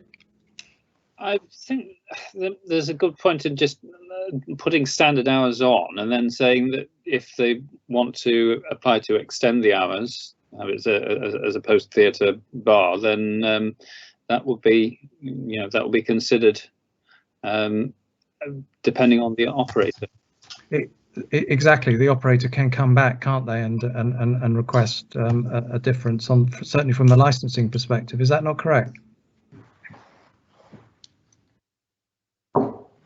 Julia Ashcroft? Sorry. Sorry, I missed that. I mean, although we're restricting the hours from a planning perspective, there's nothing to stop the applicant, whoever goes in there, to them putting in an application from a licensing perspective to have slightly extended hours. Yeah, if they got a license for later hours, they would, and we put a planning condition on, then they would need to come back and get planning permission to extend the hours. But if we put a later hour on and the license said, well, no, you can't have until that late, they just couldn't operate it. They would just have to close it earlier than what the planning permission is. So ultimately, it will allow them the license. Yeah, I think it just gives a safety Can I net. make a point? Could I make Indeed. a point, Robert? I mean, it is. I mean, I hear what Jeff says. It's Drury Lane, etc. But you can see, you know, that picture. That picture in front of you is a kind of a council housing estate, and there's you've heard how much residential there is around this building. So although it is in the central area, there are lots of residents there, and I think we should start slowly. And if there's no nuisance and a licensee would like a variation, let them apply. But I think we need to be cautious in such a residential area of Covent Garden. Agreed. It does give a safety net. But thank you for that point, Councillor Barraclough. It was well intended, I'm sure, certainly, and thank you. Okay, so was that was all your comments, Councillor Glenn? Yes, thank you very much. Okay. Thank you, Councillor Spencer.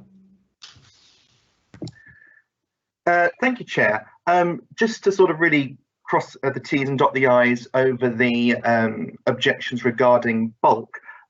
Julia, to what extent are our hands tied really, given the approved application as well as the existing building? That might be a better one for Tom, really. I mean, obviously, the approved building, it is higher in parts and more bulky. However, but it is low on the corner, which the CGCA and AT have a problem with. It is actually slightly lower on that corner. So although the approved scheme is bulkier and higher, in this one, there's certain bits that are higher in different places, but maybe Tom might be able to explain that better. Well, really, just to, I suppose, answer Councillor Spencer's question. I mean, I don't think your hands are tied at all. This is a different application, so it can be considered on its own merits. The scheme in front of you could be implemented, but clearly the applicants would seemingly prefer to implement the scheme that's before you tonight. But there's nothing in sense tying your hands. It's whether you, I guess, agree with officers that, okay, there is some harm to the townscape here, and we do accept. I do, you know, I would stress, I think the points that CA and CGAP made in their representations are well-made points. So hence we have identified a degree of harm, but it's whether you see in the planning balance whether that harm's outweighed by the the wide-ranging aspects to the scheme, if you like, and the benefits that it delivers as a whole. And you know, that we've drawn our conclusion. Thanks, Tom. I agree. It is a balance, and on balance, in this case, I really do like the building that is being proposed. I particularly like the fact there's going to be no demolition, which, referencing what Jeff mentioned on the previous application, is a positive. I think most of the points I had written down have already been covered, but yes, I'd be minded to approve this one. Thank you, Councillor Boothroyd. Thank you, Chair. Yes, I was on the decision for the previous redevelopment scheme, and I have to say I'm in disagreement with the rest of the committee who've spoken up till now, in that I'm extremely displeased to see that this seafoot monstrosity is going to survive into another decade or 20 years, because I consider it a hideous building.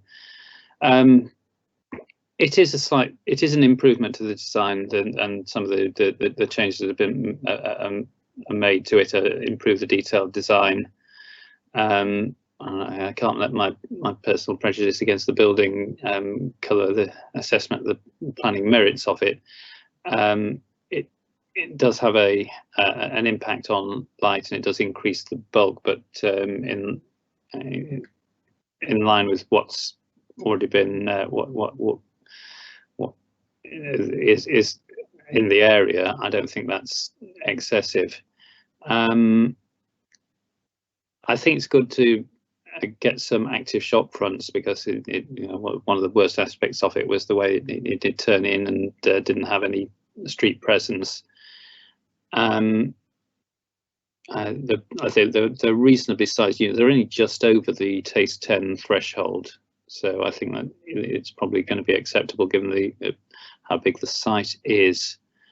Can I just check on the internal link that CGAT and CGCA mentioned between Endell Street and Arn Street in the current building?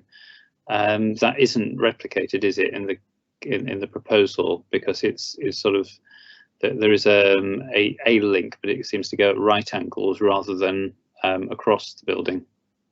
Yeah, that's right. So the proposed is from Longacre through the central atrium and then out onto Endell Street. Now, currently there's a link which goes from Arn Street through to Endell Street, and there's an open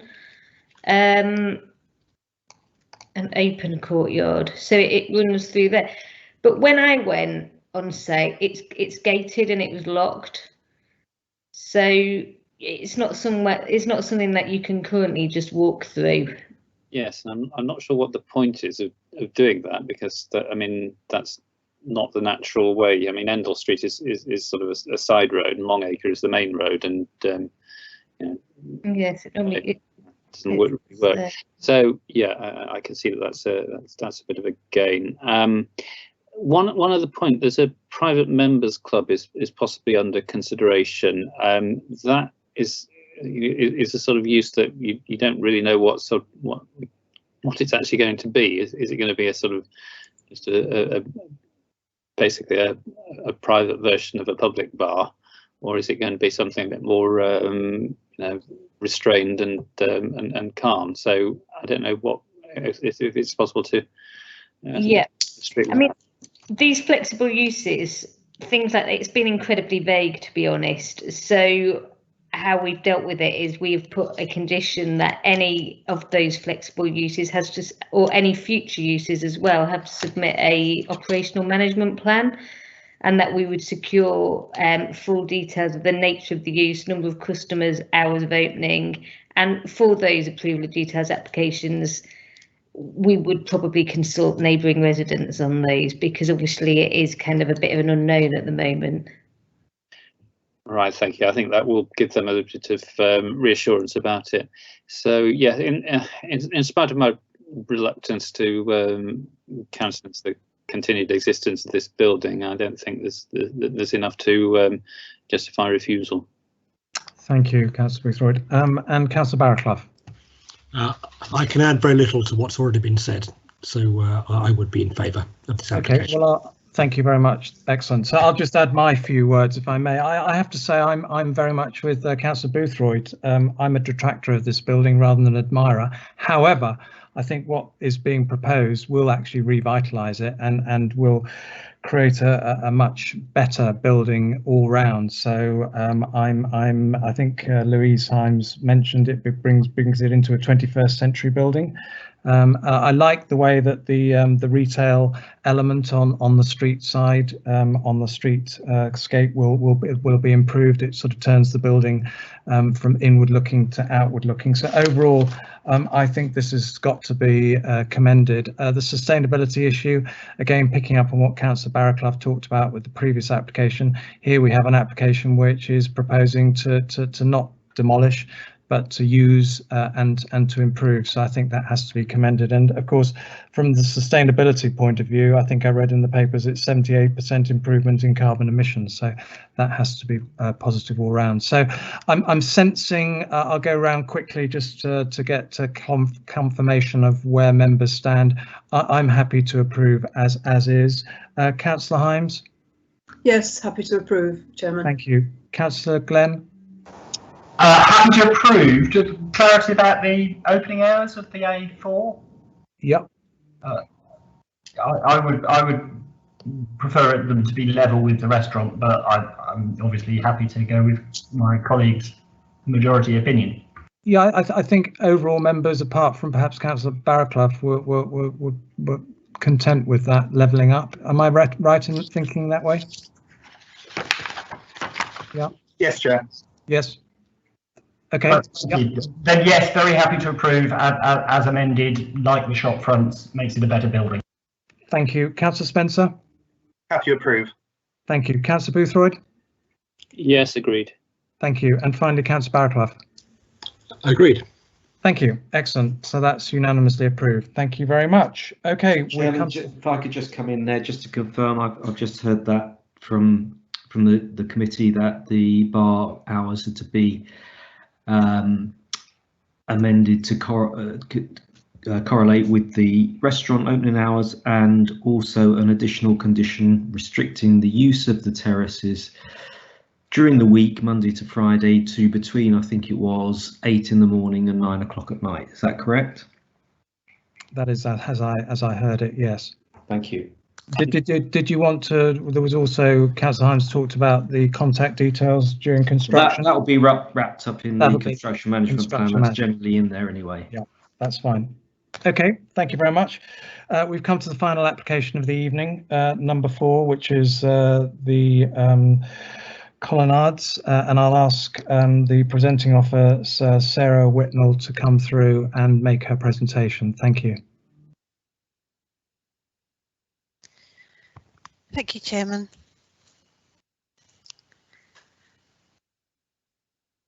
So item 4 is the colonnades, Porchester Square. This is the site here. The application relates to the colonnades, which is bound by Bishopsbridge Road and Porchester Road. It's a 1970s building, which is located within the wider Bayswater Conservation Area. This is it here. This is the area proposed for the roof extension. And the view of it on the corner of Bishopsbridge Road and Porchester Road. Ground floor is Waitrose with some other smaller shops down the side here, with residential above.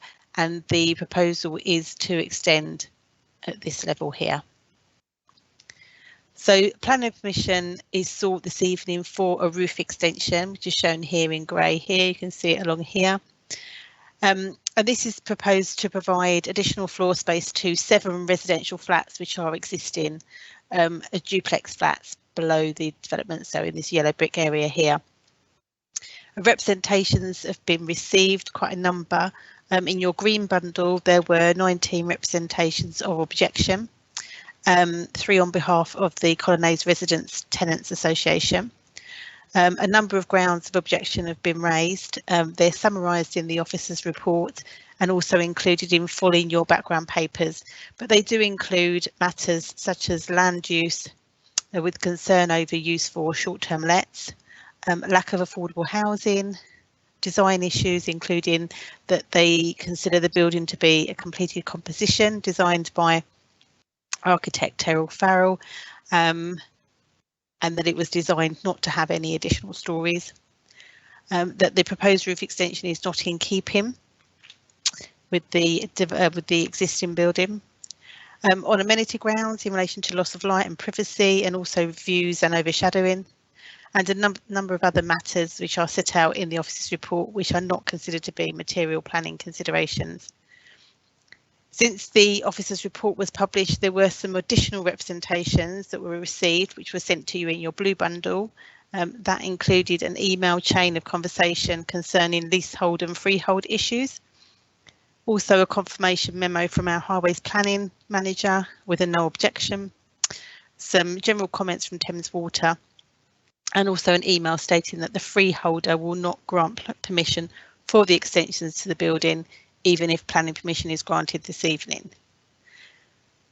There was also further representation made by the Colonnades Residents Committee. They state that they represent over 230 leaseholders within the building, and they again reiterate that leaseholders oppose the proposal due to the impact on residents, and that the freeholder will not grant permission. Finally, in terms of representations, there were some late representations, a representation of support from Councillor Elko, and also an occupier of the Colonnades in support of the proposal. So turning to the merits of the proposal, in land use terms, the roof extension would create a new 4th floor. So these are the sort of indicative, if you like, showing you what the existing flats are. So they're duplex flats at the moment. The roof extension would create a new 4th floor to part of the building above the Waitrose, as you saw, and it would create additional floor space to these existing residential duplex flats in the form of additional bedrooms and a bathroom. And this additional floor space is considered acceptable in land use terms. The flats are proposed to be retained as permanent accommodation. Given the size of the proposal, it does not trigger the requirement for affordable housing. The concerns regarding short-term lets and Airbnb and the like, and the lack of affordable housing are therefore not supported.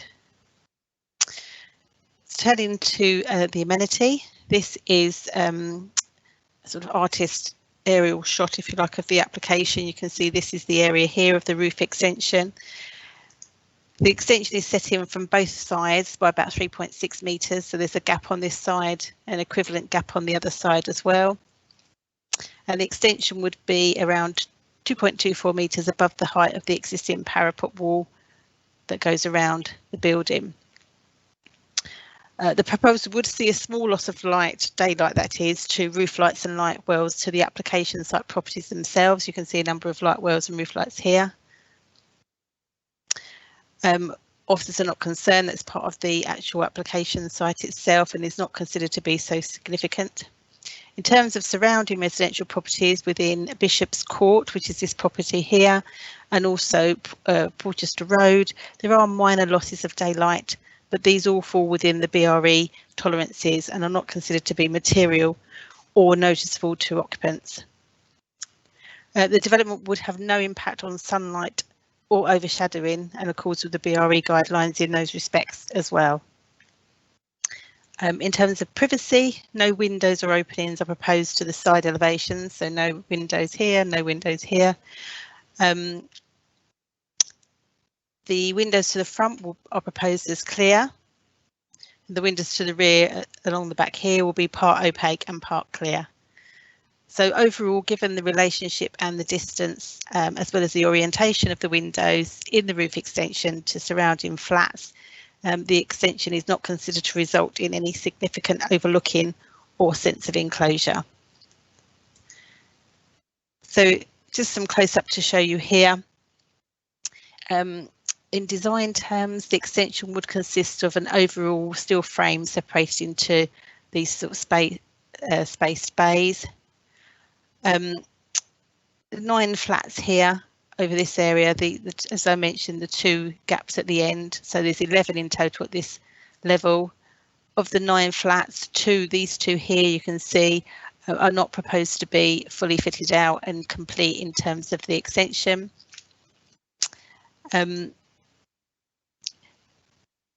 So within the frame they would sit within the flats below. So because there are only 7 of the 11 flats are proposed to be extended, so these 2 would be left open to the elements and these end ones would not be part of the application.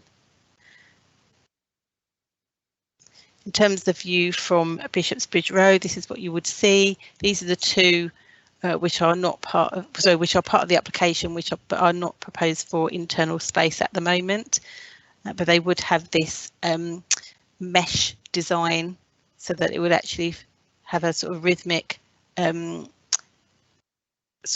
relationship with the rest of the extension at this level.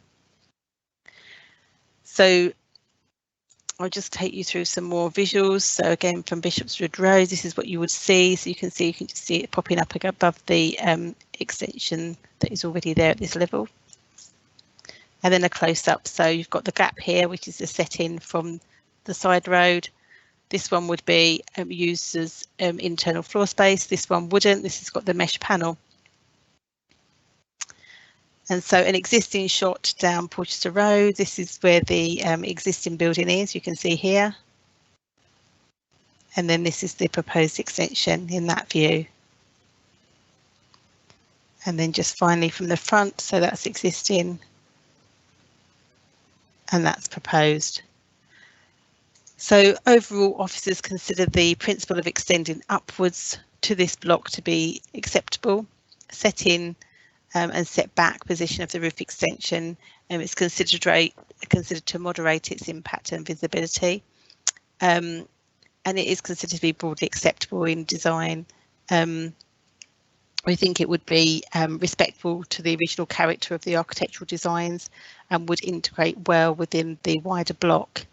So officers are of the opinion that the proposal would not harm the manner in which the development contributes to the character and appearance of the Bayswater Conservation Area. So subject to detailed design to be secured through conditions, the application is recommended favourably. Thank you very much, Sarah Whitnell. We have some deputations. We have 2 supporters and an objector. So if I could call the first objector forward, Julia Osho. I hope I pronounced that correctly. Oh yes, first supporter. Yes, absolutely. You're a supporter. Yeah, perfect. Yeah. Thank you. Thank you. My name's Julia Osho. I'm a musician and I live at the Colonnades with my family. I would like to address the objections. The supposed volume of objections and alleged lack of consultation is a consideration for the committee, so it's imperative that the committee be made aware of the racist hate campaign that we have been a target of, and to understand the background, and that the objections are led by a small group of 8 people who have been fully consulted with and who claim to represent the majority of leaseholders but do not. I've sent you a timeline via email with screenshots of messages for clarity. In 2018, the short letting in our building was unbearable. The worst were managed by a local estate agency. We challenged the owner, who ironically is now on the Splinter Residents Committee Association that has sent you 3 objections. After male and female prostitutes are found to be working out of a flat 2 doors down away from me and my son of 4 months old. Numerous one-night raids occurred, the worst ending in a 40-person brawl with knives and other weapons, and I sent you the CCTV footage of that.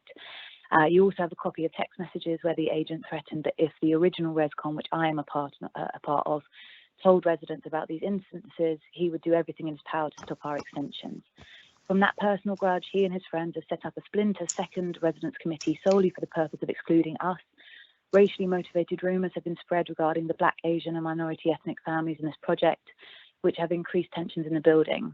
My own family has had numerous disgusting racial abuse via anonymous notes. I've sent you a picture of a couple, but the most recent ones read, no mega mansions for N-words, dodgy Arabs and COVID spreaders.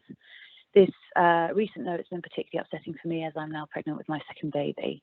The opposition group has been pushing for a right to manage, their intention to hound us from our homes as they have hounded planning officers, councillors and the freeholder, in order to turn the Colonnades into a de facto hostel with no families of colour but plenty of Airbnbs. The majority of them have buy-to-lets, and I provided 2 text messages from their ResCom chairman, Nikos, who you'll be hearing from. The first saying that there's too many families in the building, and the second inferring they would withdraw objections for money. After a campaign of harassment for the representative of the freehold company, they have taken a step back from our negotiations. However, we are currently taking legal advice regarding both the hate crimes and the contract we have with the freehold company. This is an ongoing discussion between the freeholder and ourselves and is not, as far as I am aware, a planning consideration. There were 19 objections, 3 from the Splinter Association and only 8 from the Colonnades residents. Out of 247 properties, 233 householders declined to give an opinion for and against. I am a member of the original Residents Committee, which has been running for 20 years, and we have acknowledged that the feeling of the majority and declined to comment despite it being our personal project. The objectors cannot co-opt these neutral voices. If people have chosen not to object or support, they have made their opinions very clear, and we must therefore acknowledge that 232 householders, the vast majority of residents, simply don't care one way or another regarding these 7 extensions to our homes. But we, the applicant families, care very deeply. Ms Davies' report clearly shows that the scheme is valid in terms of planning concerns, and she has given conditional approval. Today's email from Councillor Elko clearly states that he supports the application, and I hope that you too will support us and approve the application, and Dr. Ong will go further into its benefits. Thank you. As you rightly say, we have another supporter to follow on. Dr. Julung Ong, please.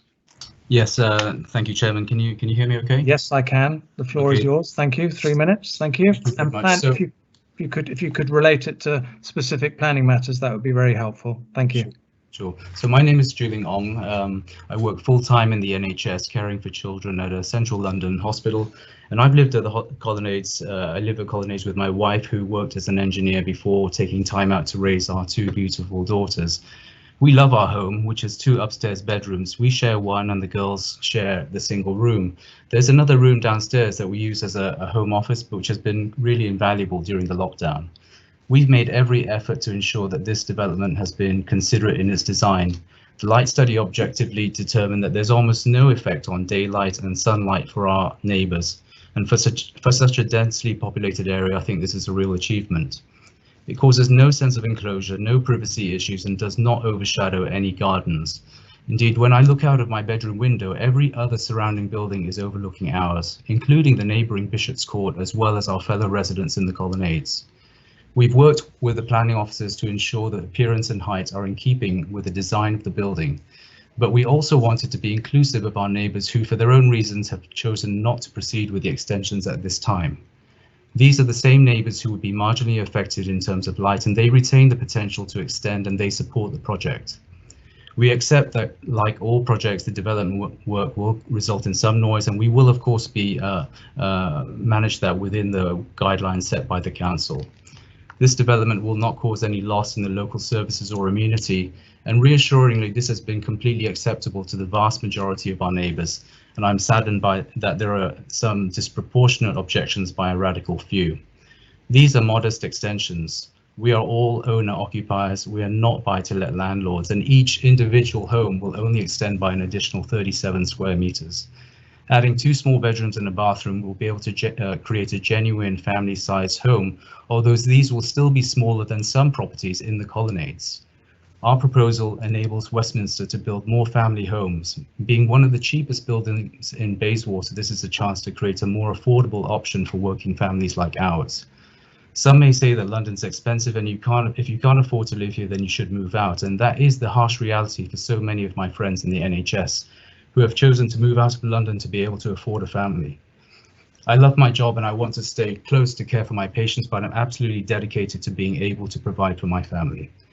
This development is well thought out, it's considerate of our neighbours and is beneficial to the local community. We've done this properly. We're a group of young professional families who want to remain Londoners and to serve our local community.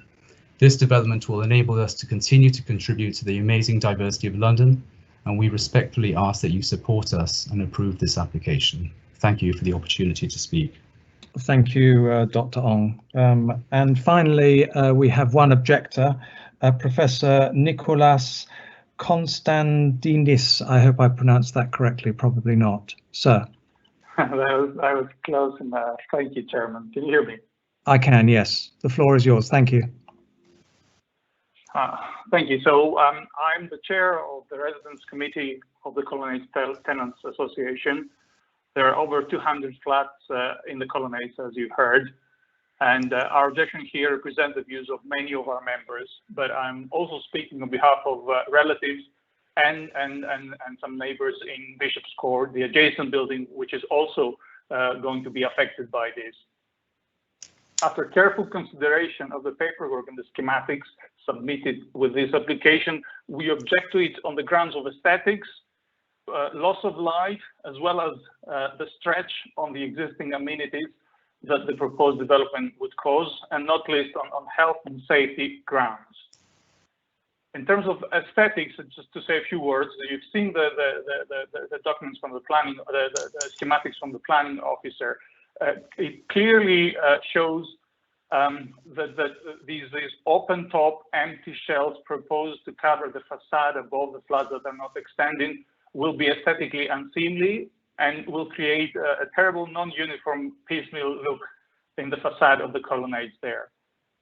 This will only be aggravated in the future if additional flat extensions take place at different times, as there is no guarantee that the same materials can be found indefinitely, but also because of the different aging of the materials in the different parts of the same facade. We find it extraordinary that the planning officer's report finds this an aesthetically acceptable proposition. And also, as you noted, as you saw in the presentation of the planning officer, there are these gaps on the two extreme ends of this wing, which make the whole design even more non-uniform and ugly. In terms of the loss of light, I just wanted to highlight that there is no daylight distribution report for Bishop's Court, with some of its flats being only 7 yards away, and therefore most affected from the proposed extensions in terms of daylight distribution, while there is daylight distribution report for some flats that are 70 yards away, at the other end of the colonnades. And we thought it was not acceptable that the reason given, according to the daylight consultant, is that the room layouts of the flats in Bishop's Court were not known when both Bishop's Court and the colonnades have the same freeholder, and it would be easy to find these room layouts, or with additional consultation this could be found. We think it's appropriate that the planning subcommittee request a complete, accurate and objective light distribution report that fulfills not just the letter of the regulation but also the spirit of the law before this application can be considered further. And just on health and safety particularly, we are concerned about the health and safety issues posed by these open top empty shells. They're likely to trap dead leaves, garbage in them over time, as well as insects and produce.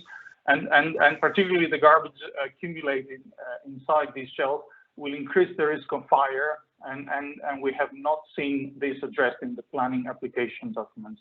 So in conclusion, as was mentioned already, the freeholder last week in a meeting with the residents committee categorically stated that they will not be permitting any flat extension. So we make a plea to the planning committee to help us avoid any further aesthetic degradations to the colonnades by not approving this application. Thank you. Thank you very much, sir. Thank you for that. Okay, before I open it up to members, I'm going to once again, a busy evening for our design officer, Tom Burke. We've heard there from the objector who talked about aesthetics, and it's the proposal, non-uniformity look, different aging materials, etc. Could you give us your expert opinion in terms of a design aspect of what we're seeing and being looked at tonight? Thank you. Yep, certainly, Chairman. I don't think there's much I can add to the presentation in the report. I think, in our view, the extension is a subordinate addition to the existing building, as you can see even from this photograph. And if you're familiar with the site at all, you'll know that the surrounding buildings are probably taller for the most part. And I would actually sort of slightly disagree with the last speaker in that I think it's beneficial that the extension is set in one bay from the edges of the floor below. I mean, I think you'll probably be familiar with the concept of setbacks to try and alleviate mass and alleviate the impression of additional bulk and height. And I think that is what this achieves. Overall, it gives a kind of uniformity and symmetry to the facade, as you can see in that view. And whilst two of the units obviously aren't going to be utilised as new residential accommodation, nevertheless, the design has sought to try and overcome that issue by giving a sort of integrity to the design as a whole, and would clearly allow a fairly easy modification to those two to increase the size to those two flats below it. So as pretty much set out in the design section of the report, we are comfortable with this in design terms, and hence our recommendation. But again, happy to thank you. No, that's helpful. That's helpful. Thank you. I'll kick off if I may. Well, I actually rather like the simplicity of the design. I think it's quite fitting for this particular building, and I agree. I think the setback from the edges is to be commended. Clearly, the applicant has thought about this and the potential impact it'll have on amenity of those around, and I think that's to be commended. In terms of land use, well, we have heard from the officer the principle of extending a dwelling is acceptable in policy land use terms. There is no affordable housing elements that kick in, given the size of what is being proposed tonight.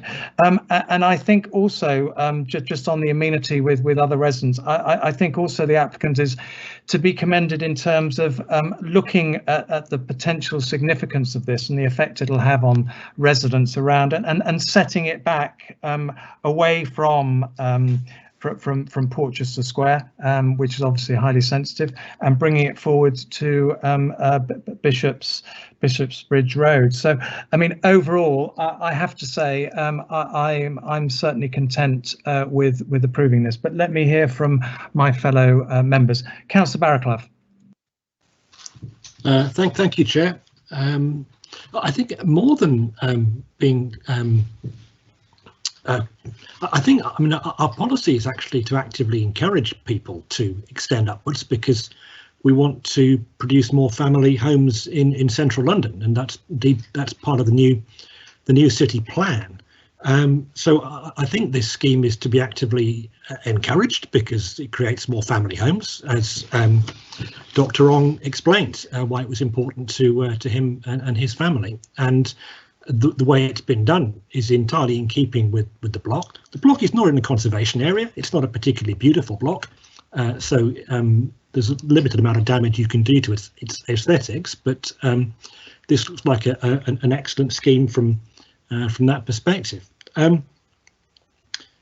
Just a word from what Julia was saying. I think if the last week has taught us anything, it's that we need to be able to disagree with each other without becoming abusive. And it's deeply disappointing to hear what she was saying about the abuse that she and her fellow residents have been getting. And I think she's quite right to be getting the police involved. And I'm, she has my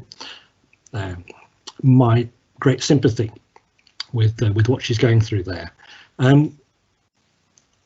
So yes, I would be very keen to approve this. Thank you, Councillor Barclay. Councillor Boothroyd. Thank you, Chair. In light of the thing that's just gone out on the WhatsApp, I'll be very quick. Upwards extensions are welcomed in principle. The whole direction of local and national policy is to encourage them. So I don't see any problem in principle.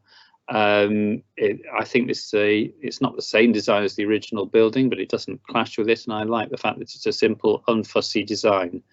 Can I check two questions, and I'll ask them together because I think they're probably fairly simple. Firstly, that the unextended shell flats, if I can call them that, could choose to infill within the frame if they wanted to join in the future. And secondly, the light loss to Bishop's Court. There's some concern that that's not been measured properly, but could it possibly be a significant light loss, because it does seem a fairly large gap between the buildings, and it's not directly in front of it. Subject to that, I will be happy to approve. Should I just answer those two questions? Please, if you could, we are on the time limit now. So okay. So yes, if the owners of these properties, these two properties here, decide in the future that they want the internal space, then they can, they will be able to make an application similar to what has been done along the rest of the terrace, and that could be part of their home. In terms of the impact on daylight, the impact on Bishop's Court is in accordance with the BRE guides for vertical sky component. You can see here the distance is from here to here. There's already a plant room at this level, which is much closer to the development, and then the building itself at a lower level is already closer to the development. So officers consider that to be an acceptable relationship. Thank you. Councillor Hymes.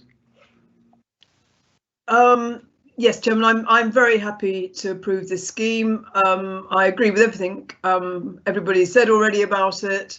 I've just got to echo how sad I was to read about this dispute among neighbours. It's very unpleasant to read and shouldn't happen. My only question is, are the two units that aren't being extended able to be cleaned? Somebody mentioned debris forming in those voids, so I just hope that that's an issue that's taken on board, and that they don't fill up with leaves and litter or whatever. I suppose I don't know whether there's much foliage that could fall in there, but it's an issue that they need to be kept clean. But otherwise, I think it's a scheme that, as somebody else has said, the government's encouraging upward extensions, and I think this does very little harm to its surroundings. Indeed. Sarah, did you want to come quickly back on that? Is it a condition or an informative of the point that Louise Hymes mentioned? There isn't a condition or informative for it to be sort of kept clean and maintained, but I think it would go without saying that's the duty of the the owner to keep that like any property, really, to maintain it and keep it in good order.